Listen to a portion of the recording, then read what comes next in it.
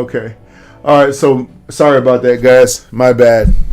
All right. So maybe we can we'll go over some facial rhythms today. That's kind of where I wanted to go with this today. But this is just going to be my warm up picture. So I'm going to grab out my trusty Crayola marker, and we're going to get started on drawing this face right here. Okay. All right. So let's see. Make sure everything. I'm gonna have to move over just a bit here. Let me move over just a bit. Okay. Alright. Okay, so here we go, guys. Here we go. So we're gonna draw, and everybody knows the name of this. Anybody knows her name, you can just help me out with that, okay? Alright, so this is how I'm gonna start this. I'm gonna go with my basic head shape first. I'm gonna start on this side of my drawing.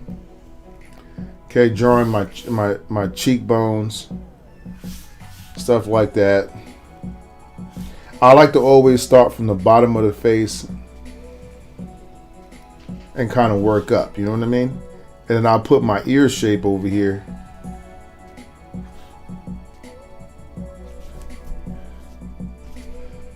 Because it helps me to get like a see my picture clearly. I like to draw. I draw a lot of landmarks, so that's why I don't put down a lot of guidelines when I'm drawing whatever the heck it is I'm drawing. I usually don't use guidelines that much because it just kind of throws me off to do that. I'd rather just guesstimate. And there's like awesomeness in sometimes we don't just realize how awesome we are as human beings. We got all kinds of capabilities, but we a lot of times choose shortcuts. The path of least resistance, right? Or we just straight up think we can't do it, you know? So I like to get my whole head down first. Let's get this whole head down.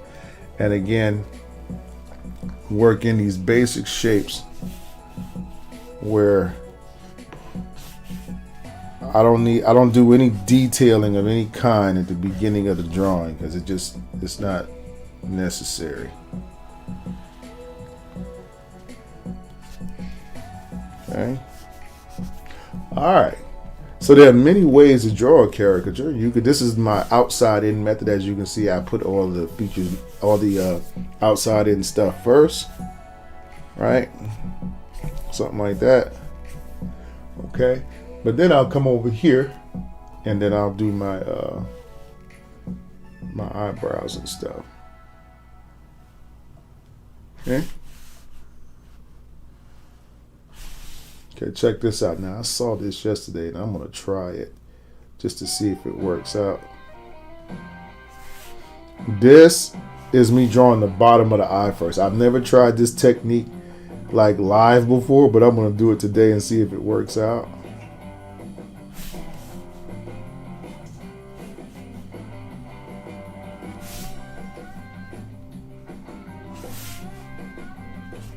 Ah, okay. I like it.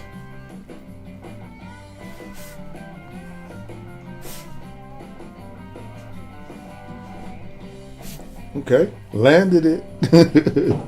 I don't know how. It's the first time for everything, right?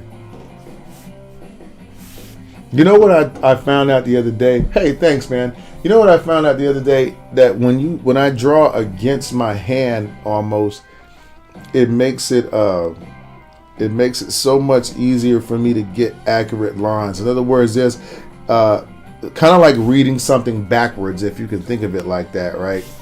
If you can read something backwards.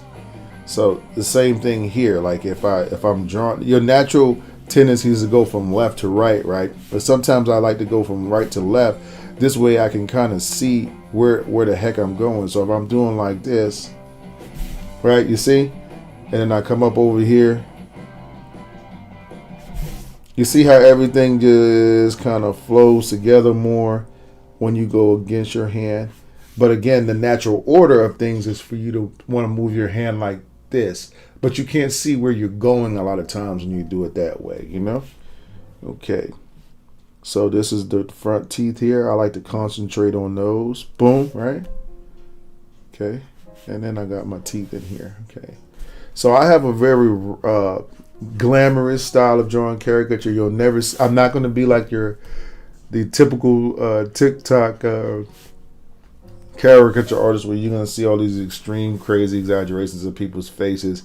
I just do them like this because I like to be invited back to people's parties. Right? I do a lot of parties and events here locally in my city. And just for, wherever people want to hire me at, if you want me to come to your party, I got you. Yeah. Okay. Let me see. So now we'll just go ahead and add our inner shape here. Okay. And again, we'll just add some little details here. All right, like that. And look at that, man. That's beautiful right there. I like the way that looks.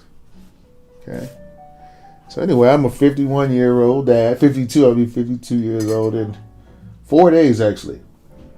I'm going to be 52. I have 4 kids. 28, 13, 4, and 1. Yeah, I started all over again.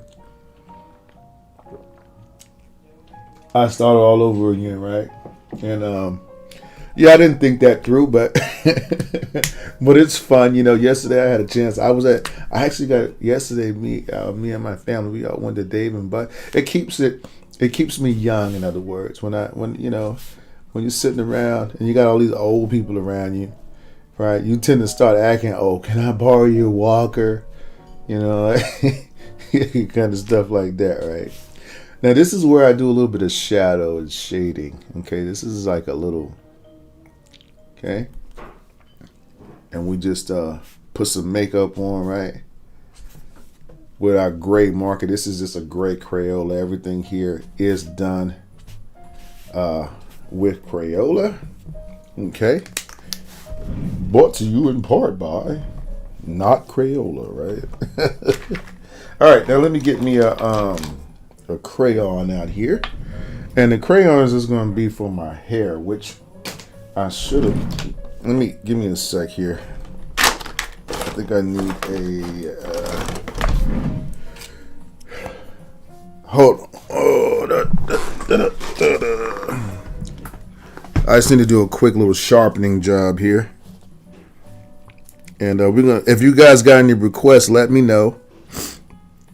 Tips are awesome. If you guys want a tip on Facebook, on YouTube, you already know you can use the super stickers.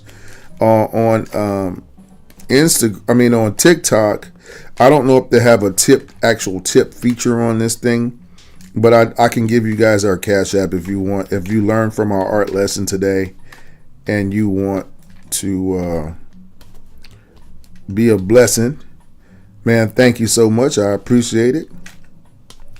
All right, and I'm just about done here. I'm just sharpening my crayon. I like to have tips on my crayons. It's easier to draw with them that way. I'll show you why. Okay. All right. So, see how I just kind of made my crayon kind of, right? And then we'll just do like this here. Watch. I use a lot of block shading. So watch, I'm not going to do it. This don't take me but seconds to do right here. I just do something like this. Something like that. Something like that. Right? And give her a little shadow. Right? Y'all better not sleep on these Crayola markers, man. These Crayola crayons, they're good. Okay.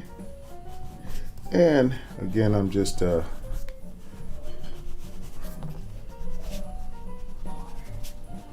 like this here. You guys haven't been following me. If this is your first time ever even hearing of this channel, don't forget, if something happens with TikTok and you still want to follow, you can go to YouTube and subscribe to my channel at Rouser World. That's where I have all my tutorials and stuff like that.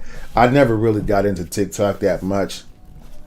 To be honest with you, I would every now and then I will post little videos here, but I never really explored the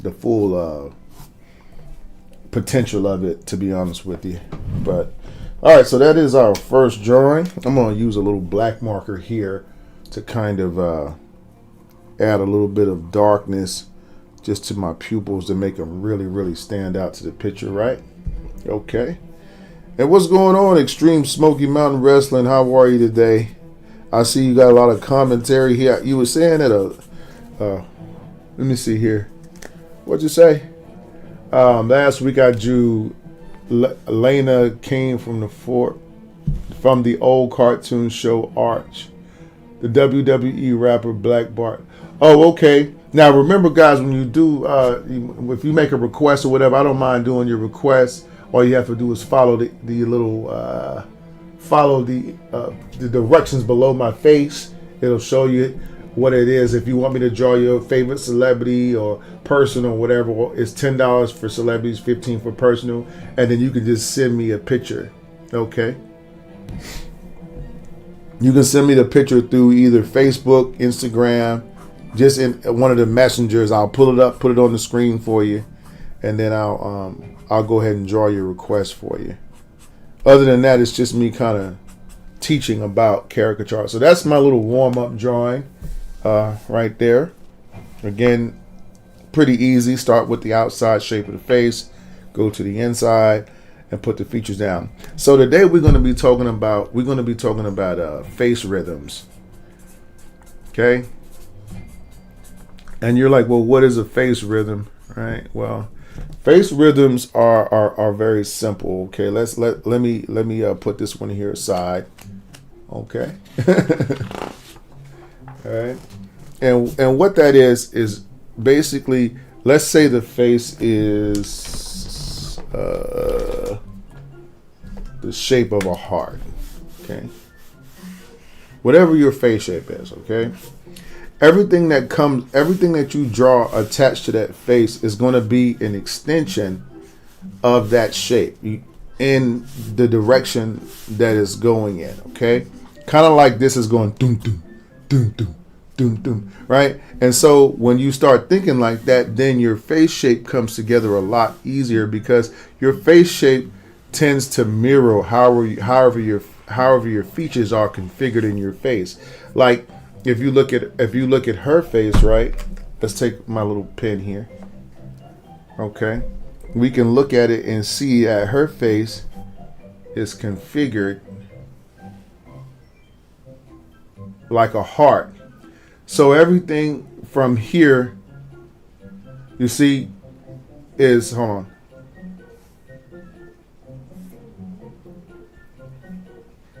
Is going backwards, right? Or going out, from that shape. So that's how I'm able to get an easy, design for my caricature. So I keep my ideas very general as I'm drawing the whole picture. You see what I'm saying? So there's this rhythm to your face, and you just have to find that configuration. So I'm going to demonstrate this with a few more pictures. Let's just discard that. We don't really need it. And then we'll just pick out another face here, okay? Now, his face, right, is also, you could use, well, let me see. Because his head's kind of square, I would say his facial features are kind of configured like this. Let's see here. Okay, so something like this. Okay, so everything now gets, it tells you where everything goes to. Everything's going to kind of look flat as it kind of goes out toward the face. So over here, let me show you what that looks like in real time. Okay, let's take a pencil, right, and we draw this shape in the middle. If we want to start with an inside out method, right? Well, if you can see this shape, this cup shape, what I'm doing, pretend this is like a drinking cup. And so what I'm doing is I'm putting my eyebrows on top of the drinking cup, right? And then I'm putting my eyes, I always work now, I work from the bottom of my eye shape, not the top. I don't come down like this on my shape. because it makes it harder to track the shape that way. So what I do is I start from this line and I work up. I go against whatever my natural tendency would be to draw a picture, right? Okay. So here, for instance, I would do it like this, like a little shelf, right? Now watch this. It's easier once I get, this is what I just drew. So what I'm doing now is I'm figuring out where this is in relation to these shelves. So I'm either it's going to be like a medium shape, a long shape, right? So I'm thinking it's going to be kind of a medium shape. So all I'm doing now is doing like this, and I put my nose in, but now when I come back and I draw my face, watch, I can come here and put the top on it. You see? And then all your features tend to line up. And when we get down here, the mouth is, there's a beard here, right? Or mustache. But watch how my shape just goes from corner to corner. This is the middle line of the mouth. Okay? Or actually, yeah, this is supposed to actually be the middle line, but this is the middle line of my mouth, and then this would be kind of where it stops at. Get what I'm saying?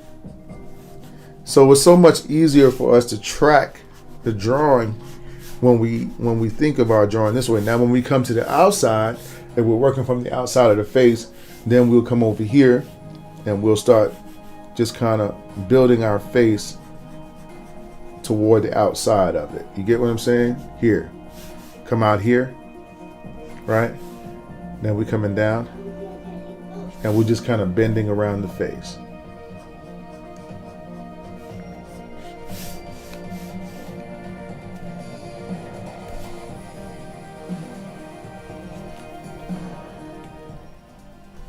Okay, we'll come down and then we'll just go down here and come around, right?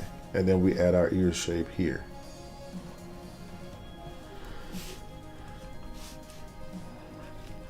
Okay, and then from there we go around this shape, forming the, see how this is like a pulsating, see how this is, the cup is doing like this.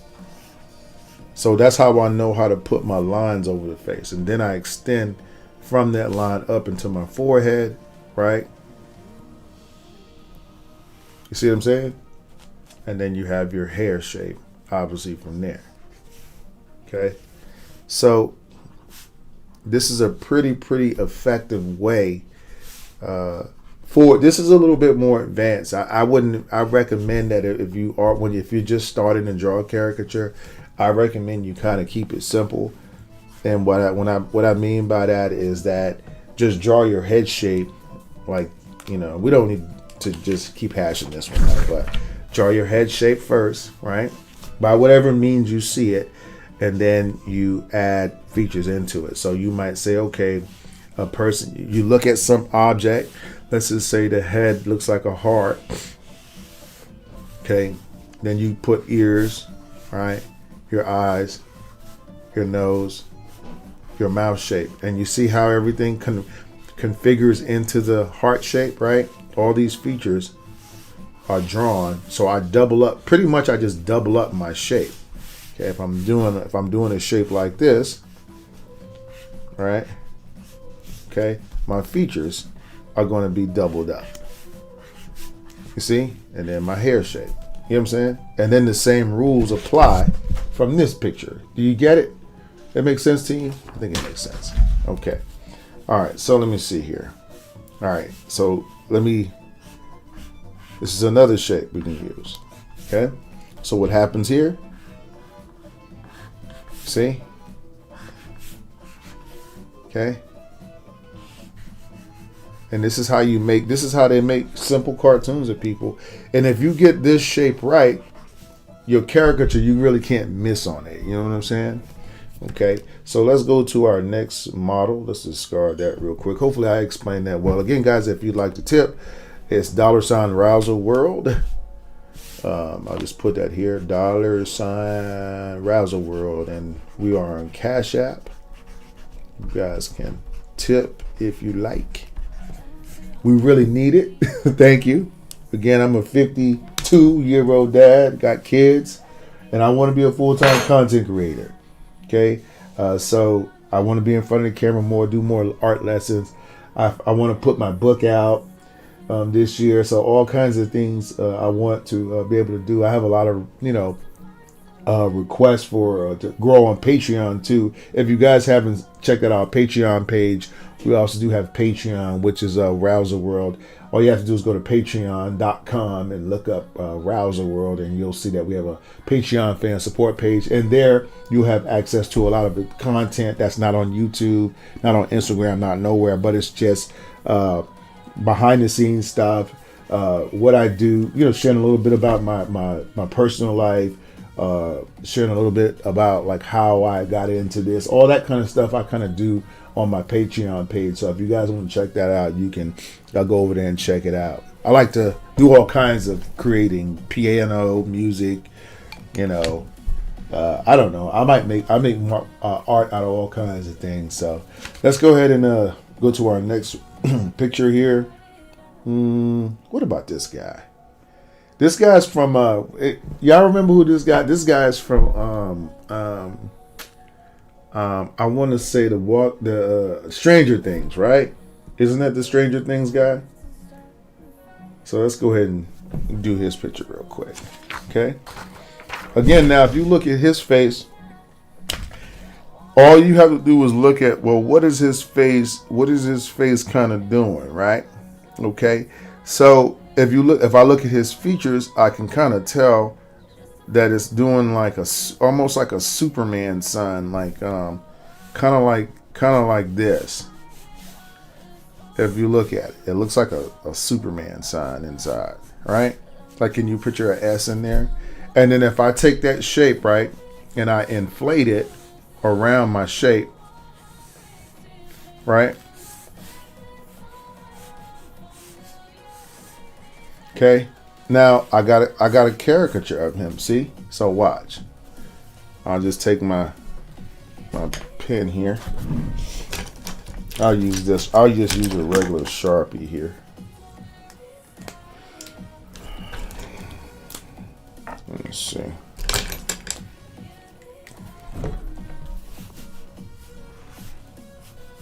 See? It's like that. Sharpie, right? Now look, here we go. Bottom of the eyes, right? And then where's the nose at in relation to that bottom shell? Because now once we have that, we can get all of these other little details in. You see? Now look, as we get down here, everything just tapers in, and I use this shape to tell me where my boundaries are. And I can even see here that my chin shape goes somewhere around here, and then my shape kind of wraps in like this, and I'm able to maintain the flow with a drawing easier, right? When I think of the face like this. Remember, you're not drawing a portrait, you're drawing a cartoon. Okay, and cartoons don't have all the details that real life have. Bugs Bunny doesn't, the rabbits really don't look like Bugs Bunny, right? They can't do the things Bugs Bunny does. You have to have an imagination to like this kind of art, you know what I mean? So from here on out, I'm just going to kind of just draw through some pictures, and then I'll let you guys kind of digest what I did, and you'll be able to see what I'm thinking as I'm moving my pen. So let's go back with our Crayola here. Let's see how I'm going to start this guy's face here.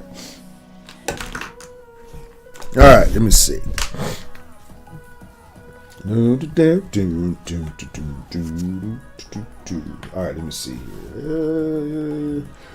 I think with this one, I'm gonna start with this top line up here. Okay, then I'm gonna come down, and I just like to again follow my face shape. All right, this is like sideburns right here, right? And then look, we got the line here, right? And then we got another little sideburn over here. And then we just do the whole hair shape, okay? Hair shape, the hair shape generally is going to mimic the head shape. Okay? See, this is my little ear coming through here. All right? And you just got to let it flow and be able to just relax and let it happen, right? See? Over here, I'm just following my head shape. It's telling me everything I need to know. All right. Now again, we come over here and we'll say, all right, how do we want to figure out features? Now, the best thing, I think a good thing to do, maybe to even more simplify this is this. When you start, if you can, when you first start your picture, draw your picture like this first. You know how you draw it? Let's draw the eyebrows, right? I'm going to show you a trick. Okay. Now draw the underside of the eye, the underside, not the top side, the underside of the eye. Watch. Okay. So it makes it look like he's kind of got his eyes closed. You get what I'm saying? Like he's like thinking, oh my God, like he looks dejected, right? And then from there, you can easily see your relationship with this nose. And then you can see the relationship to the lips, right? And then you can see this. And then he got like a little bit of stubble on his face, right? Okay, now but watch this. Now let's go ahead and do this and put his nose in there. Now watch this. Now I'll come back and I say I'm gonna open his eyes up. So let's open the eyes up now. You see? And then I just kind of square it in there. And then I just build my picture like so.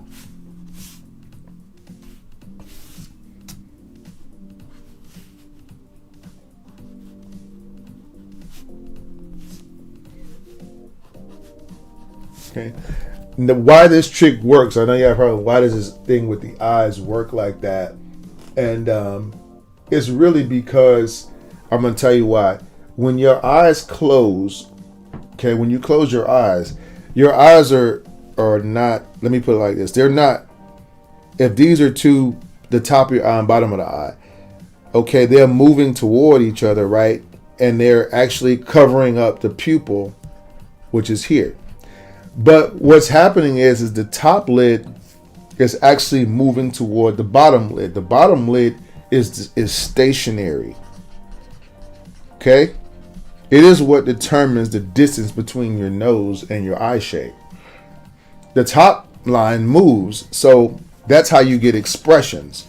Let me go ahead and finish this one up first. But that's how you get expressions. And I'll just do it on this paper here.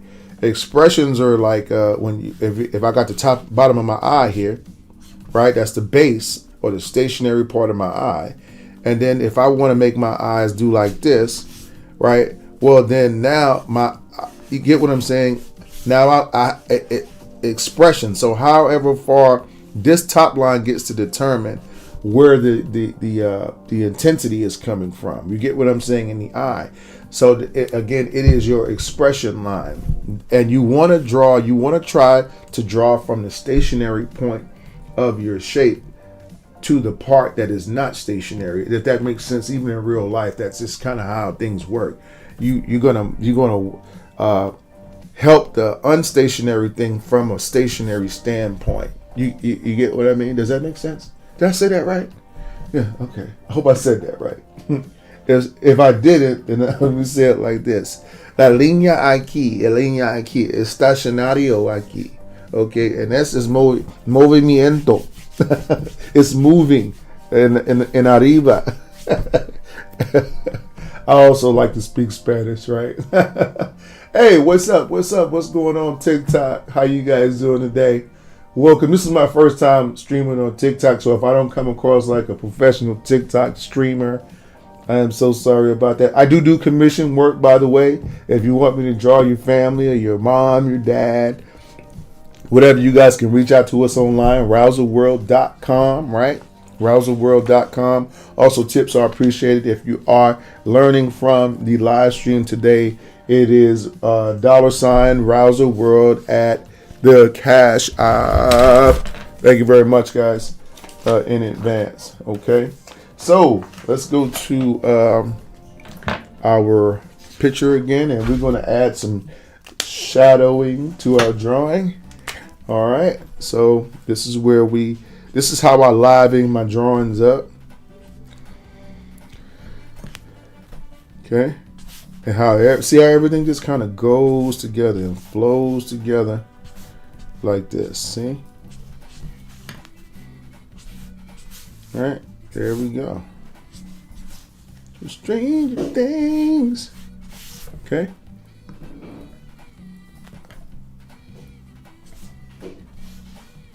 Then let me get my crayon out, and then we'll do this hair real quick. So I'm gonna show you how to do the hair again, and that's gonna be with this this little crayon here.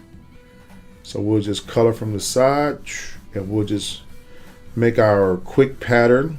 How do I want my hair to flow? I don't press hard on this layer unless you have naturally dark hair, but really dark hair, I might start a little bit with a little bit of a darker, harder press. But this guy has pretty light hair, so I'm not gonna do that. Okay, there we go. All right, we're gonna see how his hair is gonna flow. All right. And eyebrows. Okay. So now we'll just come back here, and then we'll just go harder, but we won't leave our first layer.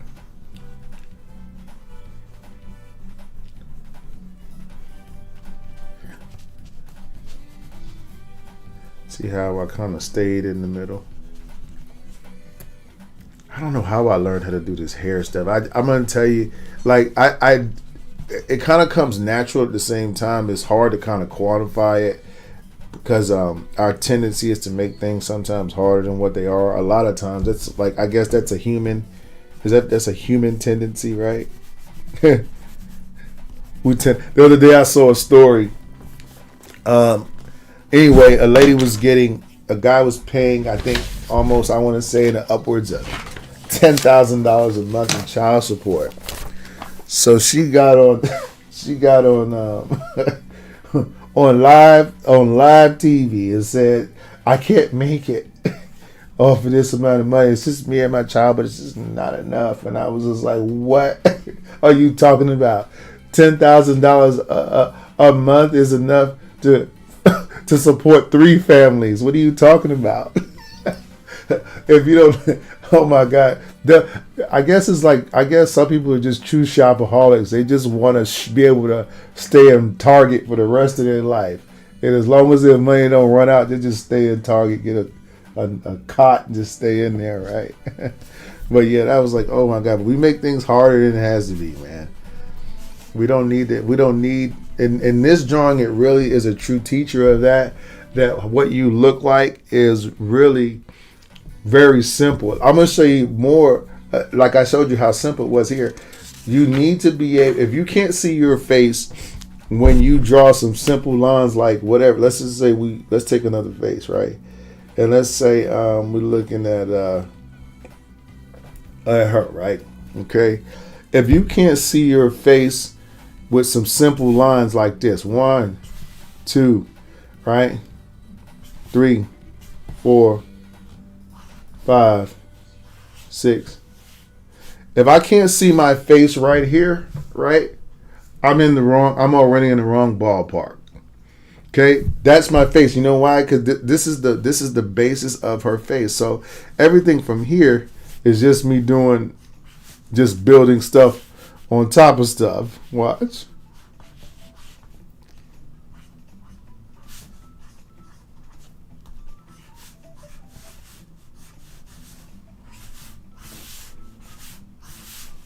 You see, if you can't see it with those 5 simple 1, 2, 3, 4, 5, 6, you are going in the wrong direction. A lot of times we depend on doing all this, right? trying to find the face through the features, but the what makes you look like you is not your features. The features, okay.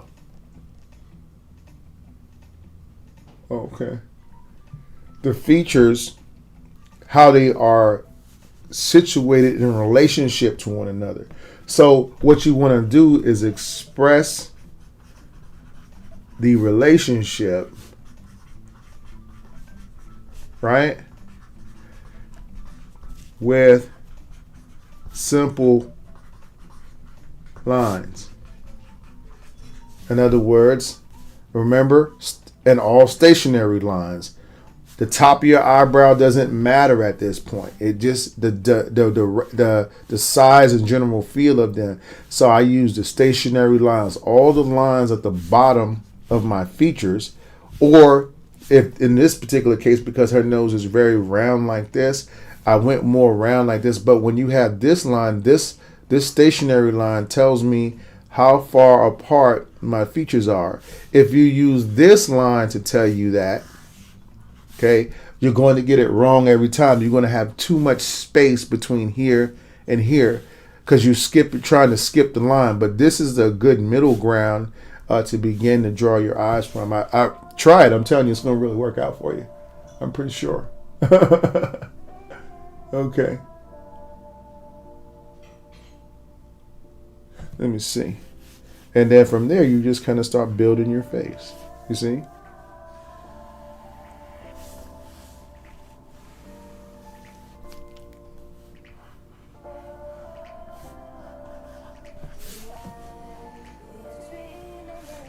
See, you can't miss from there. Okay. Another thing I see when people do this type of art, when you want to get into this, is you're looking at another artist and you're trying to be them, and you can't be them. You know why? Because that spot's already taken. That's the worst thing you can do as an artist. Everybody's an artist in their own right. First of all, whether you draw, whether you play music, whether you're whether you're home, your mom at home, you have an art or a system or a design or a pattern, because that's really all drawing is patterns. You have a pattern to which you do things, and then depending on how efficient your pattern is or how simple your thinking pattern is, you usually are considered like a expert in that field, right? Believe me, doctors, lawyers, all of them that I have, I have friends that do this, have been able to talk to them and kind of pick their mind about how they do things. And it's really all about how well you see patterns. And let me show you this. Patterns are all based off of shapes, right? Okay. If you look and you say, man, I'm around the block. If you're over here, right? In order for you to have a good sense of direction, you have to be able to envision this.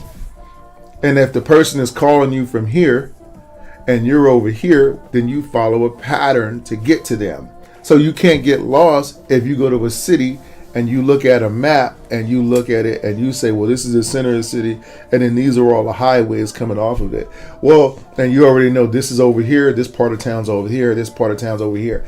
But if you start thinking of the as individual streets and not as one big pattern, then it's going to be harder for you to be able to see what it is you're looking for, to find it in your mind. That's why you believe you can't draw, because you don't see the power in sitting down and learning patterns. Okay? Shapes are patterns. Shapes are rules. Okay? You are free to create. If I say this is a person's nose, you are free to create that nose as long as it looks like this pattern. And then what I'll do is, if I'm having a hard time seeing the pattern, I'll relate it to something I already know. Like, for instance, with this one, it looks like a bow tie. That's what I do for noses. I always think of my noses as bow ties, or other go-to shapes that I use, so that when I'm at a party or an event, I can draw. Let's just say they hired me for an hour to do a caricature event, right? I can literally draw 40 faces an hour. Okay, so hiring me is like hiring like three caricature artists, possibly even four, because most draw very slow because they're trying to do too much work in the picture, right? And the payoff is not worth, you know what I mean? Because they just want a simple picture of themselves. They don't want you all that other stuff. They might appreciate it initially, or they might laugh at it initially, but at the end of the day, can they hang this up in their living room, you know, or put it on a food truck or whatever they're going to be doing with it? You know what I'm saying? They just want a memory, but in our mind, we think we have to give them a show, so we do all this different stuff in the picture that's not necessary, and we draw unnecessary lines. So let's go to our next drawing here. Oh, this is a good one.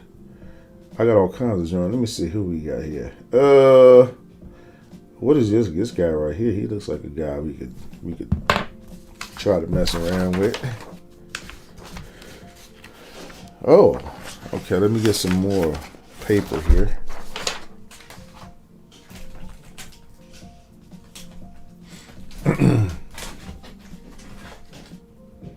It said Corey, you said it take you 2 business days. He said it takes him 2 business days to draw a cartoon. That's funny. Hey, you know what I'm saying? And it ain't no shame that you. Hey, look, just trust me. Hey, no, I do online classes. So when you go to our website or whatever, you can check that out too. It has it's called just rouserworld.com is our website. So you can go there and you can make requests for pictures and all that stuff there as well. But again, guys, I appreciate you coming out to the stream. I've been doing this for, I'd say, about 15 to maybe 20 years now. I've been drawing caricatures, you know. So I really like my job. I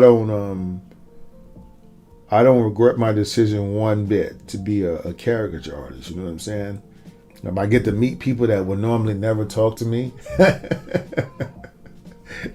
No way, right? Oh, I'm not talking to that guy. He's crazy. I've always gotten along with people. I'm going to tell you what I got. Because I'm kind of weird, I get along with people that are kind of weird. You know what I mean? Or I don't know. I just I don't judge people. I'm not a judgmental person. In fact, me and my best friend, I met him actually while incarcerated a long time ago, almost 30 years ago, 25 years ago. And I remember when we met, he told me, he said, I asked him why he wanted to be my friend, because if y'all don't know anything about like jail, a lot of people try to play games with you about why they talk to you. It's always a motive behind it. And, and with him and me, it was very organic, but he was like, the reason that he thought I was an all right dude was because I didn't have a motive. Like everybody else that talked to it, it was just whatever you see with me is what you get, right? Which he had to pay for that statement later on. Because I'm exactly like that, right? What you see is what you get. I'm not very good at masking my emotions. Good. Yeah. Okay, let me see here. What we got with this guy here? Now, what shape do I see? I see a very angly shape. And I also see a lot of dead space. And I think that's something that you got to learn how to do and see. Dead space, if you've never heard that term used, is where you have a lot of, wherever your skin is at, is dead space, right? So learn to look at your caricature the other way. Stop a lot of times when we start drawing, we focus in on the features and we forget about the dead space. But I focus on the dead space and forget about the features. That's why my shapes look all open like this. Like, let me show you. When I look at this, I'm looking at a map. I'm saying, oh, okay.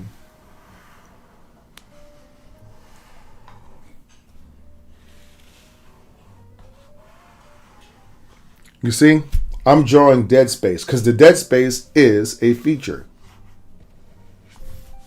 Once I have the dead space correct,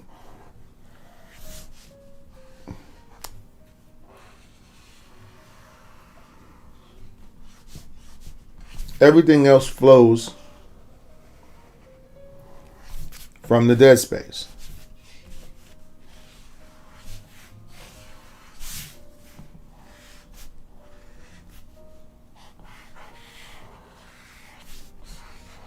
Okay? Everything flows from the dead space. Okay? Okay. Let me see. So,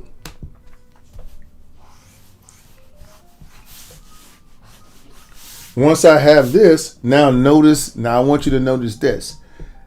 If I draw a picture of him, right? This is why you have problems. This is why you may have a problem drawing pictures that look like portraits instead of cartoons, right? Because you don't understand this. You might think that it's just about those features. But let me show you. If I take this and let's just say I draw a shape around this, okay? Look at all of this space out here. So what is the exaggeration? An exaggeration isn't necessarily drawing the features the right way, but let's put these features in the correct context to the dead space. Does that make sense? Let me say it again. You want to put all of your features in the correct context to the whole face.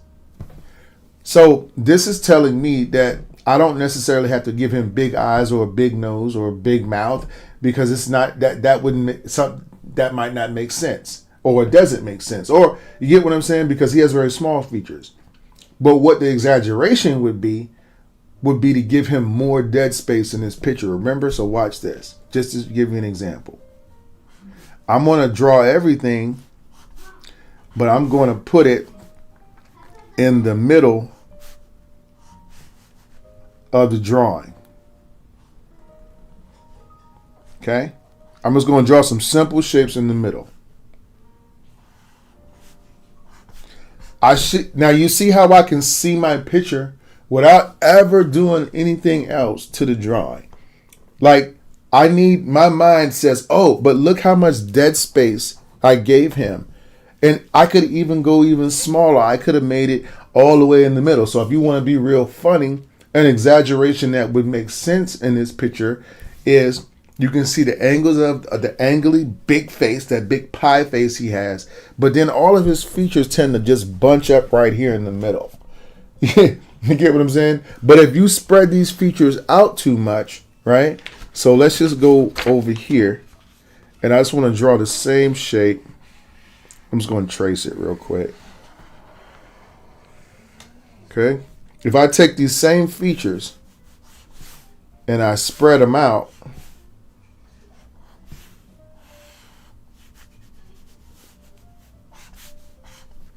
okay,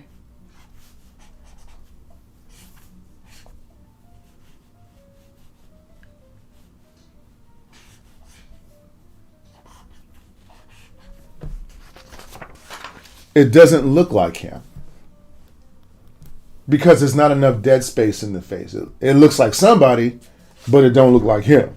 You get what I'm saying? So you got to work on seeing the dead space first, features last. See the space around the features to tell you where the features are supposed to go. Okay? So here, we're here. So now watch.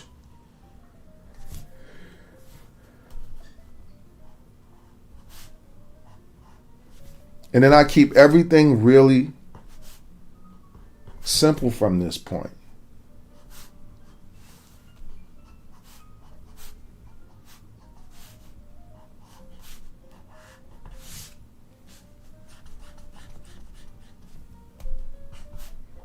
Okay. Now you see that's clean right there. That's clean.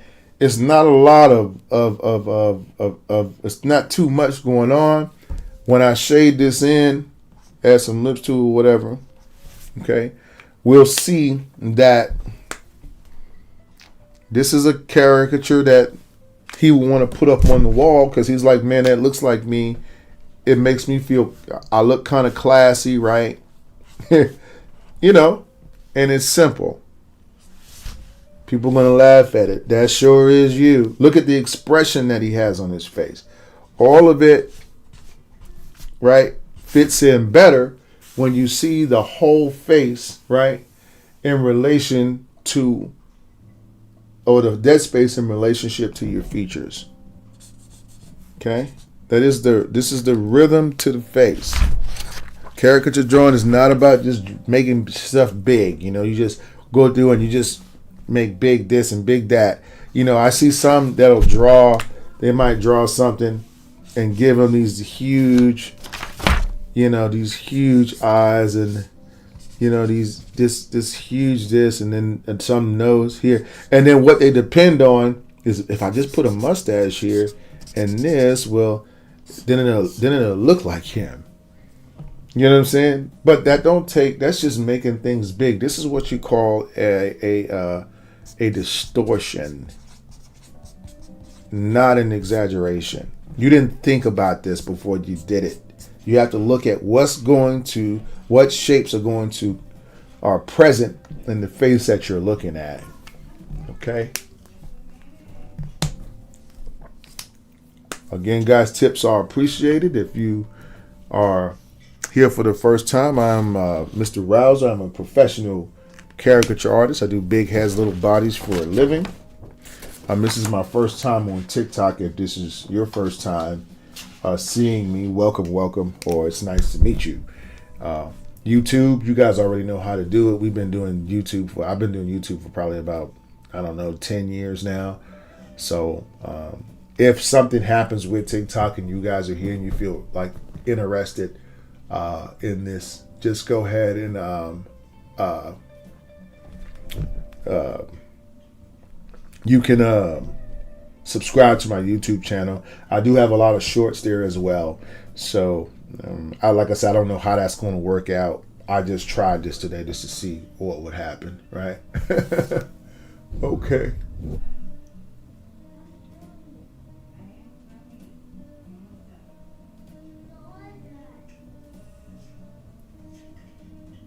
Okay. All right, let me see here. Again, guys, tips are appreciated. All right, let's go to our next drawing here. We did her face already. I don't know, who is this? Anybody know who this is? All right, now let's look at her face again in light of what I just showed you. Okay. Usually, when somebody's face is very plain, I'm gonna tell you, people have a problem being able to draw those faces because it's like there's nothing interesting about the face to them. That's a telltale sign that you probably need to concentrate on the dead space of the face more and get off the features. Don't try to force an exaggeration where it just doesn't go. Okay. Now, when you're drawing live, you're also going to have a great deal of latitude and longitude of what you can do because obviously you're not stuck to a likeness from a photograph. This picture right here is stuck like this, so therefore I have to draw it like this in order for you to kind of see recognizability. So with this one, okay, what am I noticing about her face? Well, most of the dead space in her face, okay, is going to be, she also had, it's not so much on the side, but she does have some, but I feel like her features kind of do the same thing as the other guy. In other words, when I have her face, let's say I'm doing her forehead, right, and then I come around here and I draw her shape all the way down here like this. Okay. And let's just say this is her hair up here or whatever. Okay. See what I'm saying? There's no exaggeration really out here. Okay. To me, it's not. Everything to me, what stands about her face, right, is that the fact that everything is in the middle again. So what I'll do here is I'll look at, okay, I'm going to push let's say I push everything to the middle of the face. Okay. When I push everything to the middle of the face, and again, I should be able to see my caricature at this point. What is it that my caricature is doing? It might look like the eyes are closed. Okay, that's another way you can think of it. Draw the picture as if the eyes were closed, as there was this one monotone, because this is a boring kind of, she doesn't have a lot about her face. So now what am I going to do here? I just come over here and say, oh, okay, this might be one eye. This might be the other eye, right? This might be her eyelash, right? You see? This might be her lips, right? And then this might be, right? So the thing is, everything, all this dead space, I let simple caricature of her.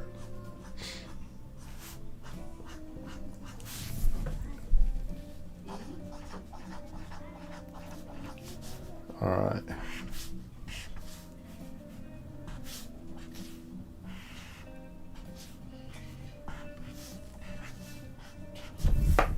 You see? Just like that. Doo-doo.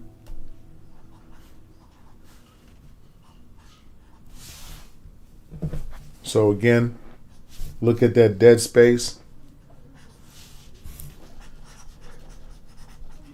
And it's going to give you a good feel for where things are going to go to. Okay. Boop, boop, boop. All right. That's crazy. All right, let me see here. Okay. So I must be on some. I'm stuck on these Stranger Things caricatures right now. They have a thing going on caricature resolution where they have all these caricatures that they're asking people to draw. Right? Y'all give me a minute. I'm just trying to figure out. I'm still trying to figure out everything here on this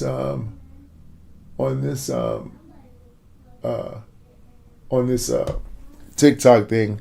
So you guys give me a give me a little bit of leeway for you professional TikTokers. He's like, this guy is so unprofessional. All right, I get it. All right, let me see here. So who are we gonna go to next? Let's put this one over here. And again, guys, if you have requests or whatever, let me know. I can do a request for you, and we'll go from there. All right, let's pick another. What about this guy? He has some really strong facial features. Okay, so now when we look at him, I'm going to show you this little trick here. Okay, when I'm drawing the face, I like to think of certain shapes. Certain shapes always come to mind. This one,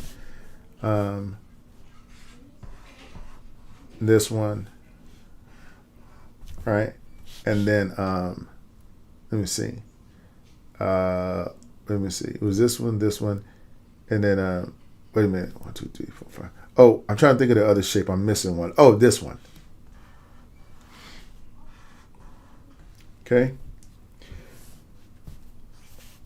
And I build my shape. I build my cartoon based off of this shape, right? So if I see a person has a lot, look at the cheekbones in his face. Look at everything that you see here. Watch this. Watch this. This is not a trick. This is real. All right, look.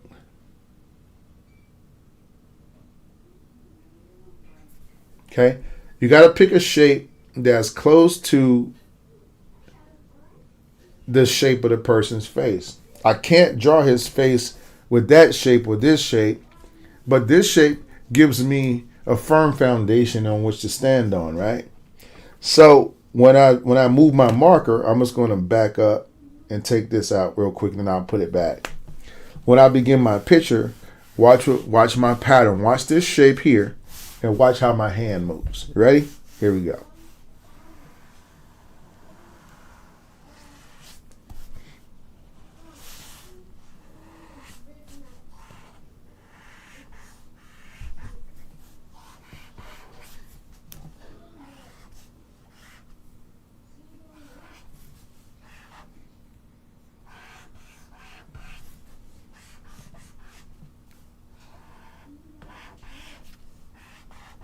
All I'm doing is disguising it on. And now watch even the hair shape. All this out here becomes really, because now you're drawing based off of this shape here. So you know that your hair has to obey the whatever the shape is doing. This now is that line up here. This line physically is right here. Okay? Can you see it? It's physically here, but I'm pretending that I'm making the shape taller to add hair, but it has to obey the shape itself.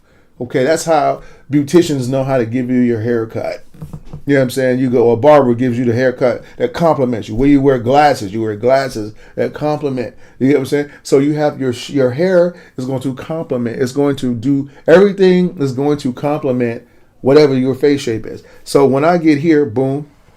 Look at all of my shape. All I did was literally draw the same shape outside to make hair, and then I tapered it as I got to the bottom. But no, on a real simple level, it's the same shape being repeated over and over again and condensing it. So when I get inside of the face, now if you look here, this is where his cheekbones are, right? So again, now what I want to do once I have this is I'm looking at this same idea with his features, right? So if I come here and I say, okay, look, let's condense the shape down some. All I'm doing is doing the same thing all over again. Watch. Eyebrows. If you get lost, do the eyebrows, right?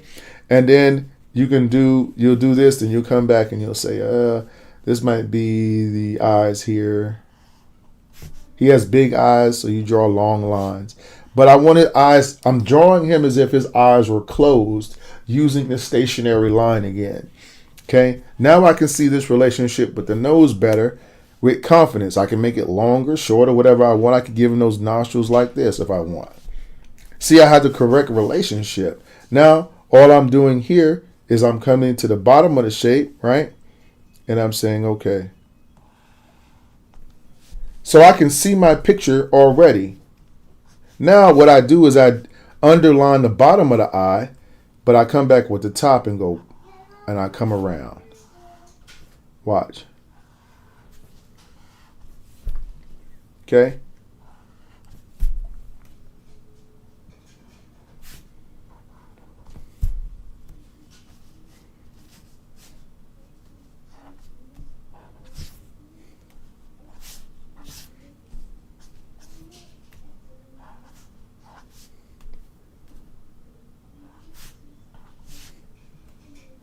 Okay. And it looks like, and there's a million ways to draw a person. You get what I'm saying? But if you understand these basic rules, your mind is just going to be open up to like so much more you can do. You'll see so much more because, so there's freedom. There's freedom in discipline. And I know that those two words seem like they don't go together, but when you can't do whatever you want to do, you're more free than when you can do whatever you want to. That's not freedom. You get what I mean? Because let me show you something. I think that we confuse work or movement with work too much. Like we confuse movement with getting something done. We think that we got to do a lot on the paper to get the result we want because our mind is already made the face complex or whatever. Even if you're drawing bodies, it doesn't matter. It's all the same thing.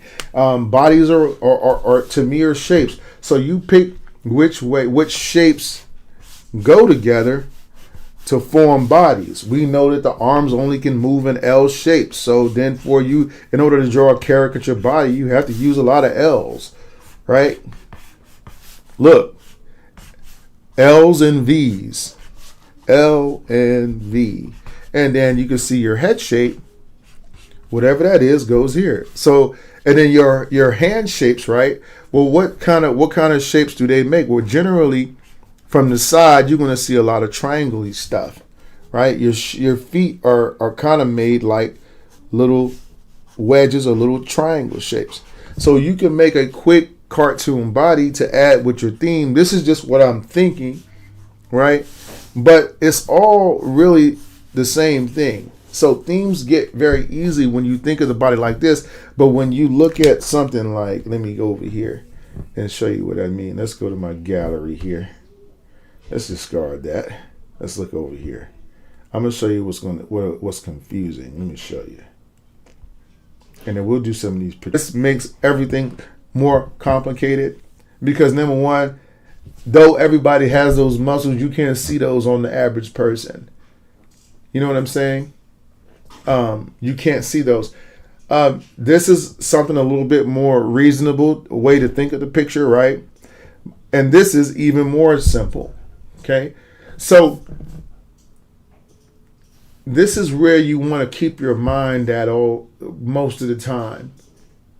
Okay, unnecessary, totally unnecessary, unless you are a comic book artist or something like that, or a super hyper realism artist, where even these are basic shapes. So if you learn to break the muscles down first, then you can see their overall composition together better than if you take off and you start just trying to sketch these shapes that are, you know what I mean, that you're seeing. You want to get the overall composition. What does this shape look like?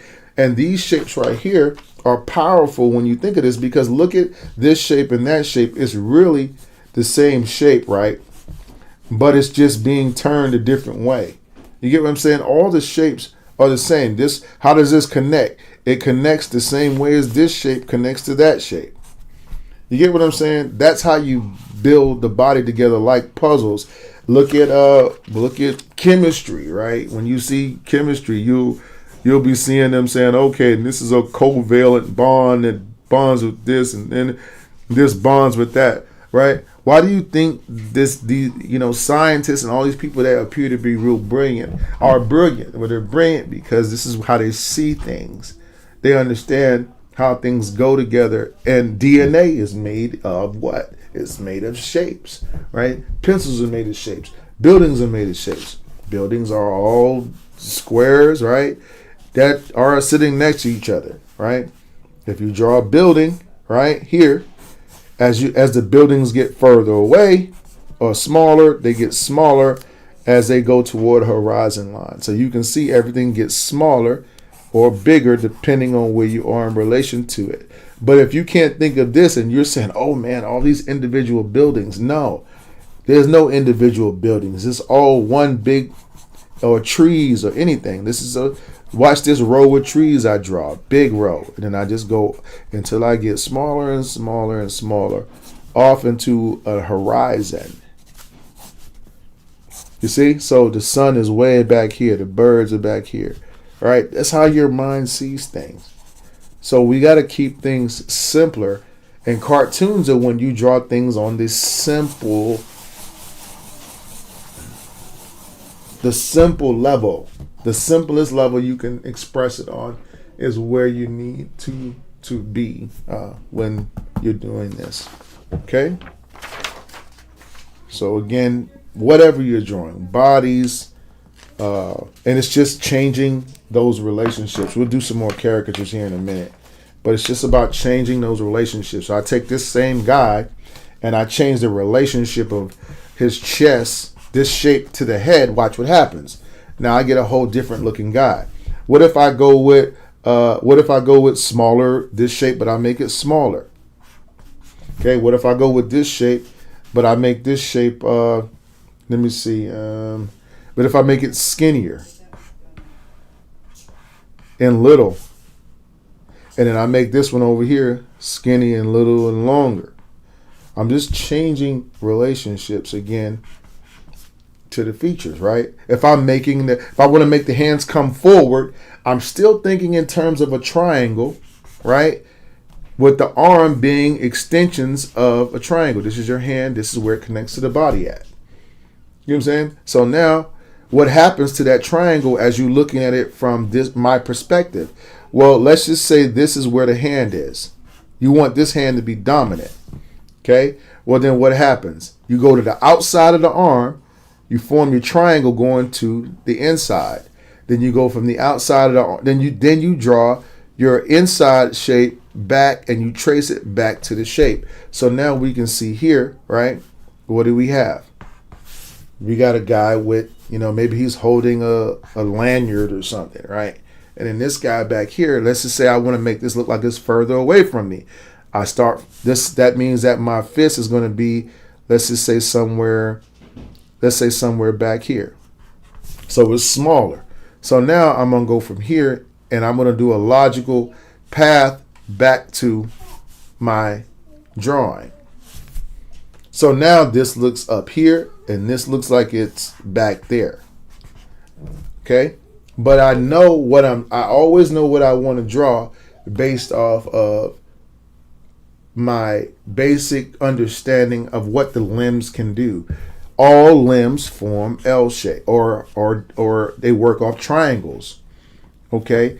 Your center body really kind of can work from triangles too, but depending on it, some people have blocky bodies where if you're drawing a female, right, you might, let's just say you got her head here, right? Well, maybe I'll tell you what kind of shape I would use here. I would use hearts, right? Watch this heart, right?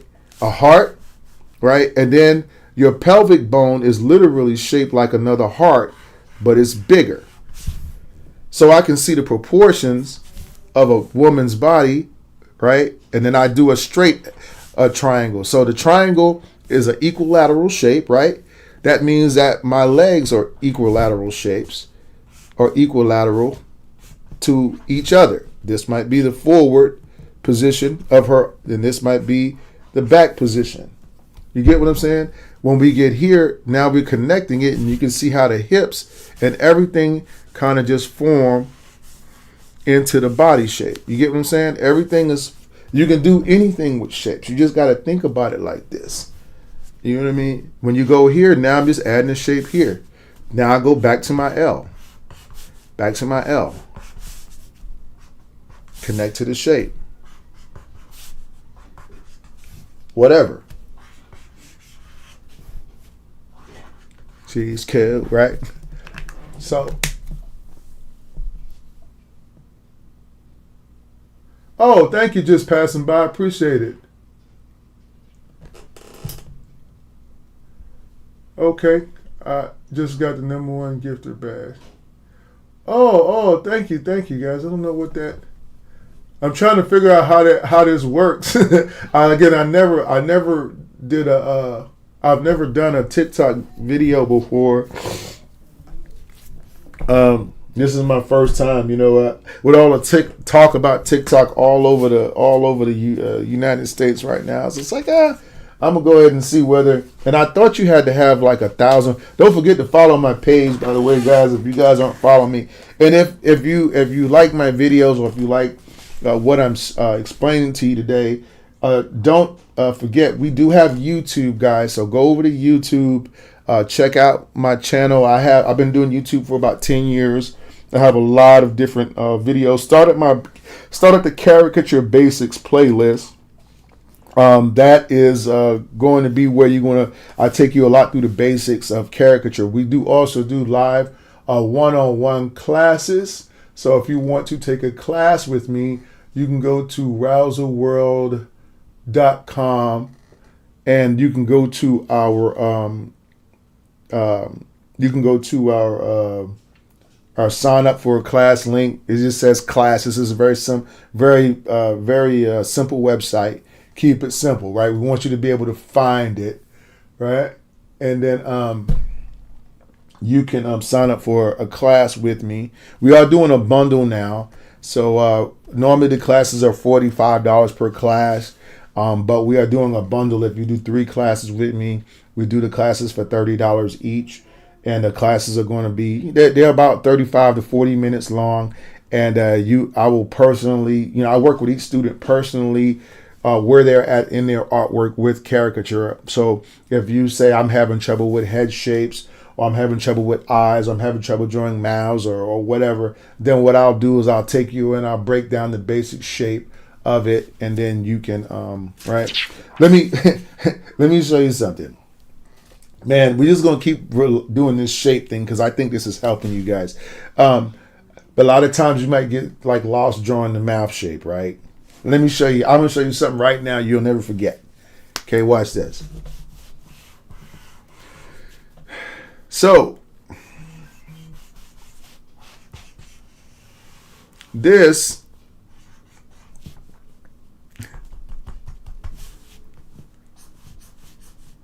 is a cupcake. Okay, I love cupcakes. Right?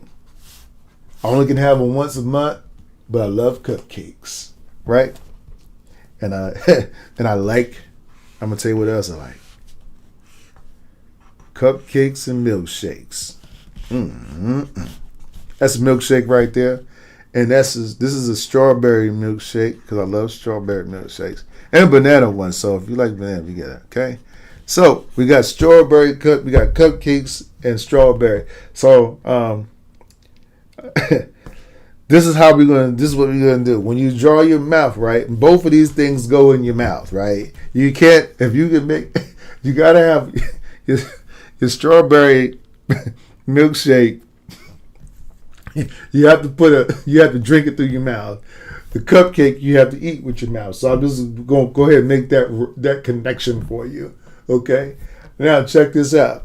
When you draw the mouth, right?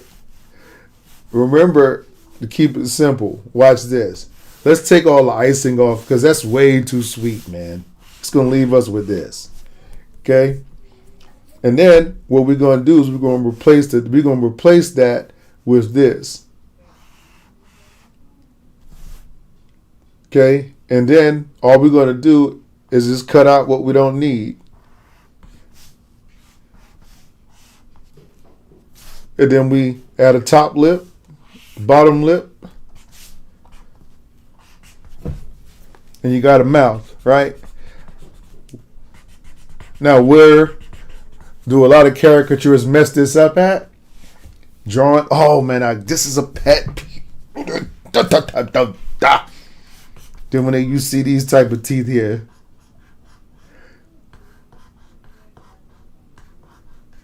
I can't take it. Okay, you don't draw teeth like that. Nobody's teeth look like that in real life. You know what I'm saying? So you want to draw the overall shape first. What do the teeth feel like first? What is the overall shape? So this is the shape you can use for the mouth anytime. And what that shape is built off of is, again, let's go back to this shape here. Remember my 3 shapes? I use these for all kinds of stuff. So watch. Let's take that shape, right? And look, all I did was cut it in half. So I can use any part of this shape to draw my mouth with. So now what I did is I've given your brain a reference from which to be able to see the drawing from. So let's do this here. I need some music. Where my music at? Okay, hold on.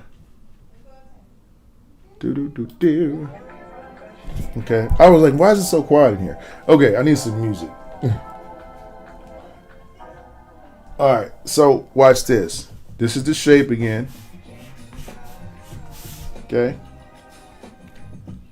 And then watch this. We can use this part. Let's use this part. Let's just label it 1 and 2, right? Let's use 1. Watch this. 1. Okay. Let's use 1 again.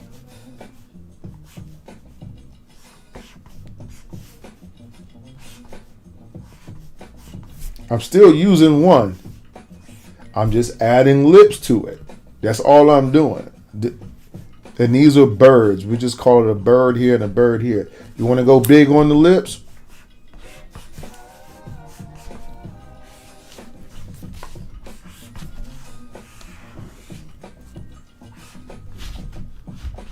Okay.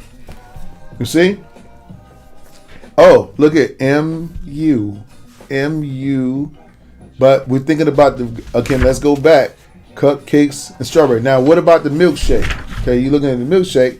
Well, what does that mean? It just means it's the same shape. I'm still using number 1 again, okay? Okay, I'm using number 1. I want to make it tall. I want some really big teeth in the front.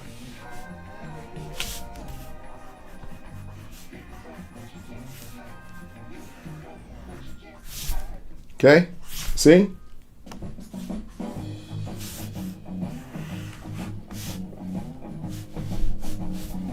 Okay, I got the milkshake mouth, right? Tall milkshake. Okay, but let's use number 2.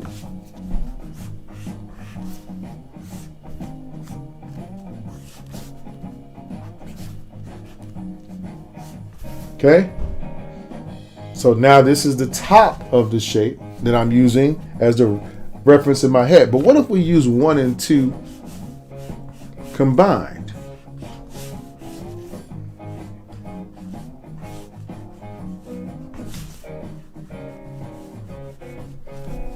Okay, now it becomes the whole mouth.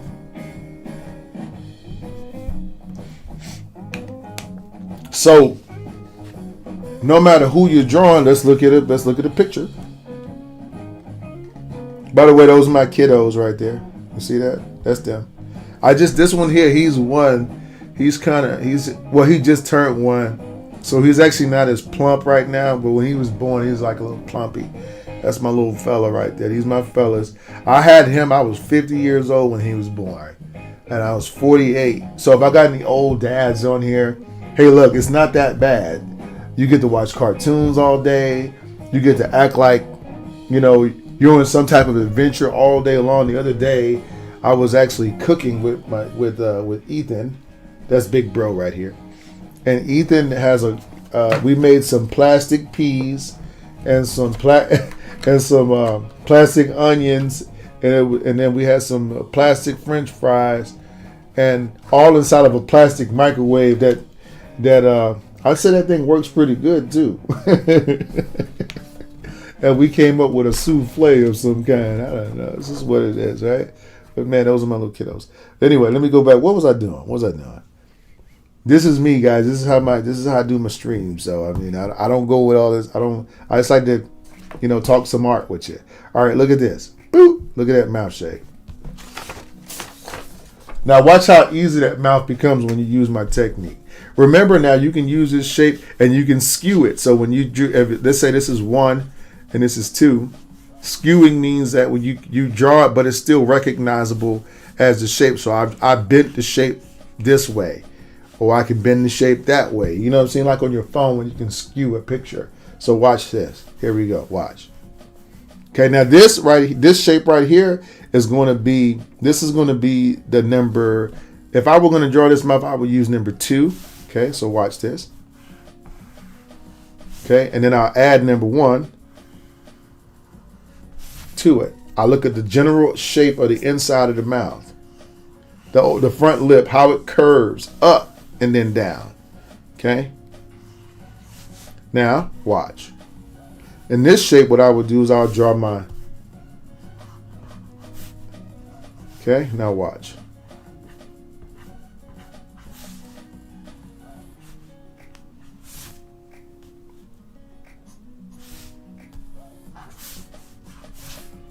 You see?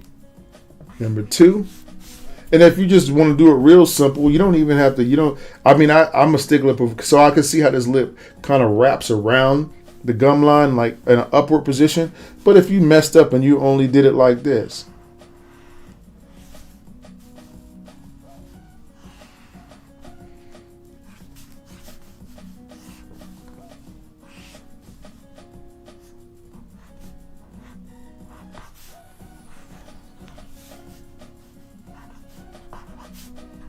Okay, it's still the same exact concept. You know what I'm saying? Hey, what's going on, Mustafa? Welcome to the stream. Welcome to the stream. Awesome. Okay. All right. Now, let me see what time we got here. 11:31. Okay. So, let's for this last part, I'm not going to stream too long with you guys today. I know y'all got things y'all got to do and all that. Again, guys, tips are appreciated, but I'm not going to keep you long. Okay?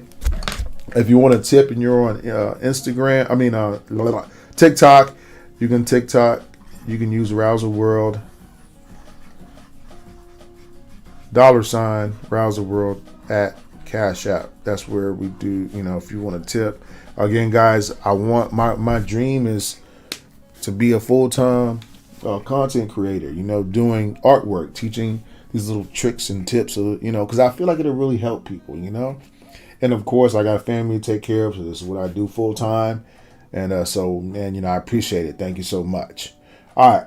So let me see here. Let's go to our next picture here. What about this lady here? So we're gonna draw her. We're gonna go with a whole face here, and we're gonna kind of show you everything that I showed you. But I'm gonna show you this based off of this one picture. Okay, how do we get to this picture? Okay, remember the first thing we said. If you can't see your picture with simple lines like these when you first start, right? If you can't do this simply, okay, you need to be able to see your face here. Okay, what is it? And if you can't feel the face from this, then you're in the wrong direction. If I'm drawing her, and I'm going to draw her whole picture, but I need to be able to do this and say, okay, look.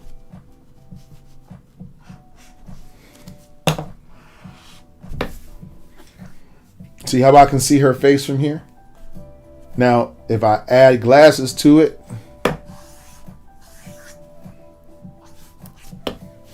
I can see her face. Now, if I do like this, the more I detail,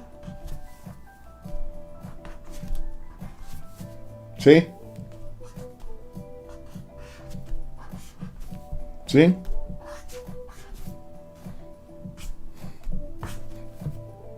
Okay. See?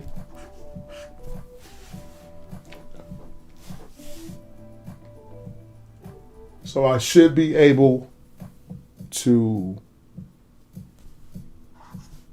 get to my drawing from a simple standpoint first. Okay? And then as I detail it out more, right? Then you will begin to see other things. But never start your drawing by relying on one shape. If you sit here and you drawing this eye like this, you already messing up. I guarantee you're going to get a picture that looks like a portrait. If you start, I'd rather see you draw, especially my students. I'm really hard with them on the basic shapes. I'd rather see you draw a robot caricature than to draw one that looks like a character, that looks like a portrait. Because if they wanted a portrait of themselves, guess what cameras are for, right? Portraits. You know what I'm saying? All right, Scotty P. Y'all remember that? Scotty P. All right, so let's see what we got here. We went through quite a bit today. Did this help anybody today? Is anybody being helped by this today? Yeah, awesome. Okay, what's this mean?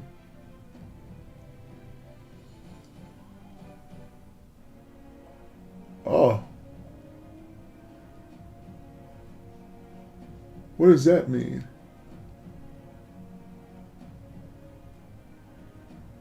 What's this mean?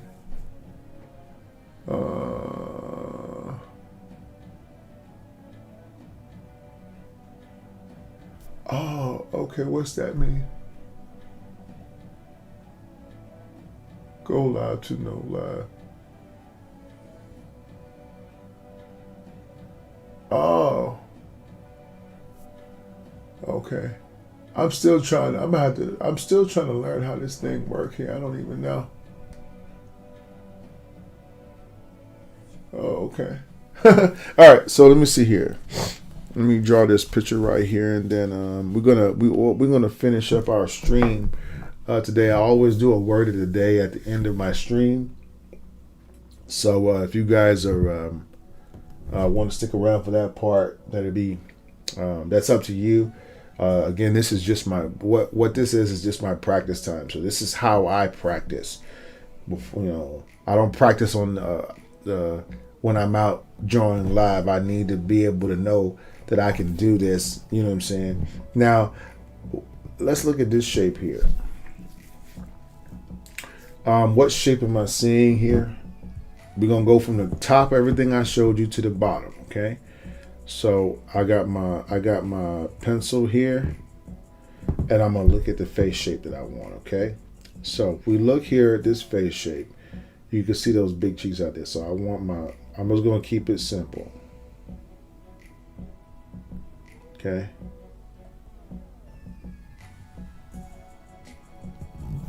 Okay. So that's the simple shape. 1, 2, 3, 4, 5, 6-sided figure. Okay. Which is simply really this shape here, but I skewed it. Okay. So you make your, wherever your cheekbones are, I tend to make my edges of my shape go there. So I'm going to take that out real quick, but just to show you what shape I was going to use. Okay, so now that I have a clear direction of where I want to go, all I have to do is go 1, 2, 3, right? 4, 5, 6. Her head looks like an air freshener. Y'all remember the air fresheners from back in the day? Now all I'm doing now is just saying, look, as if I'm a beginner, right? I don't really got to do a whole bunch. Let's do this. Watch. Okay, watch. That's the forehead. Watch. Look. Big shapes.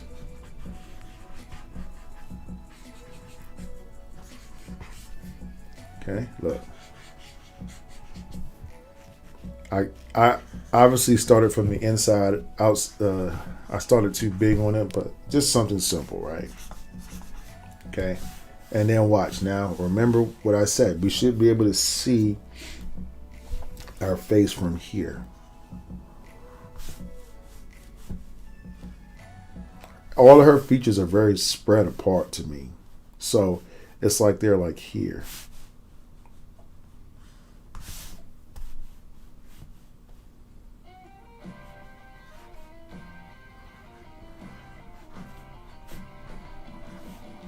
Okay. This is the middle of my hexagon shape.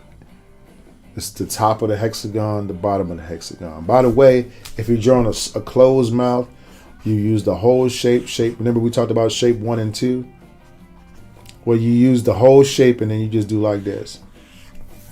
That's what a closed mouth is. Okay? You can shape these out here, smooth the edges off, whatever, but you need to know what the heck you're drawing. So that's what you're drawing when you do the mouth shape, okay? Now, what we got to do here, okay? Come back over here. Come back over here. All right? Add you some eyelashes. All right? Eyes.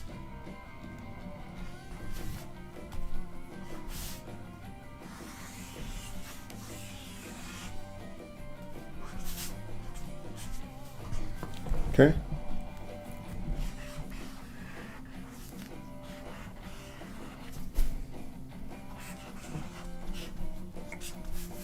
And then straight into the body shape. Okay. And then we just do something like, you already got this part out here. I just kept it simple. So you don't need to do all that. You can just do like this. If you want to round this off a little bit more, you don't have to do everything that's in the picture to make it look like them, because again, that's not what cartoons are. Cartoons are simplifications of things, and sometimes when you simplify things, you have less parts. Think about 8/16, right? Which simplifies to what? 2/8, which simplifies to what? 2 goes into 8 4 times. Wait a minute. 2 goes into 8. Wait, 4 goes into 2, and 4 down 4 is 16. So it's 2/4. Excuse me. And then that simplifies to what? How many times 2 going here? 1 and 2. So this simplifies down to 1/2. So look how many parts we have here. Then how many parts we have here. And how many parts we have in our mind. Okay? So to make it simpler, this is easier to draw than this. And a portrait, for all intents and purposes, is this. A caricature is this.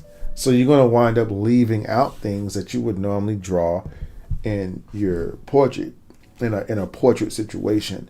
Here you just want to give them a basic idea of what it is they're looking at. And then you'll be fine. Okay? All right. All right. So let's see here. Are there any questions about anything today before I'm just gonna kind of flow with it right now. I think I've talked myself to death. Right. All right. Did you guys enjoy that today? Did you enjoy the live stream today? I hope that you did. It was my my intention to make this enjoyable for you. Caricature again is not that hard. It's just again how you think about it, how you perceive it, and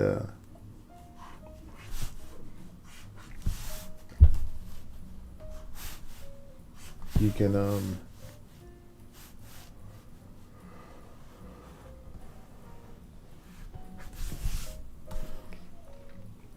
do a lot with a little bit if you keep it simple. Okay, so I'm about to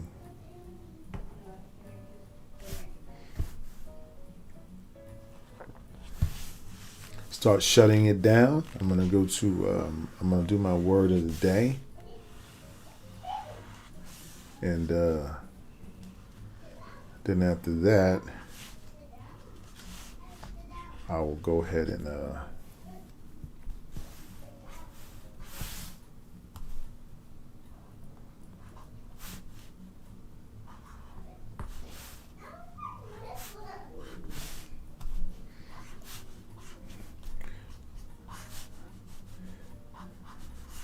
get you guys out of here.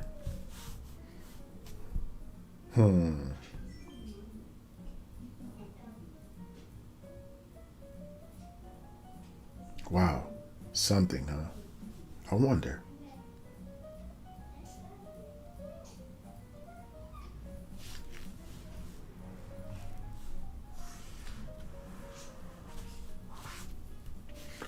Oh, snap. No way, dude. Okay, now that makes more sense to me now.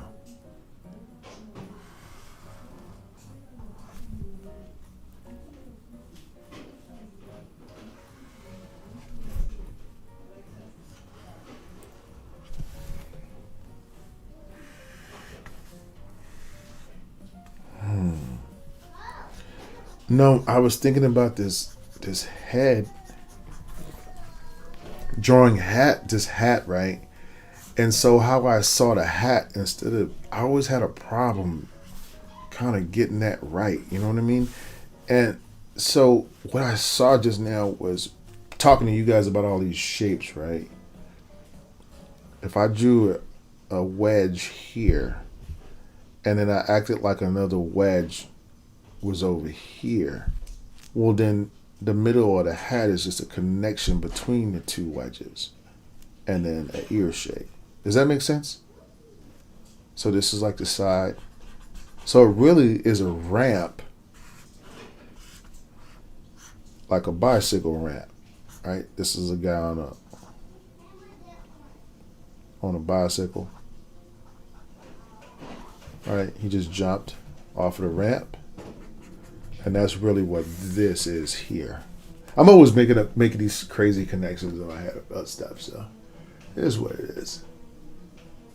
Okay. All right, let me see.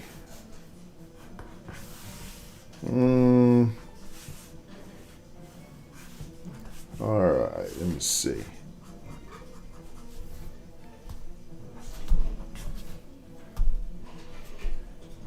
All right, man, that one came out real tight right there. I like that. Okay. All right. So guys, let's go ahead and we're gonna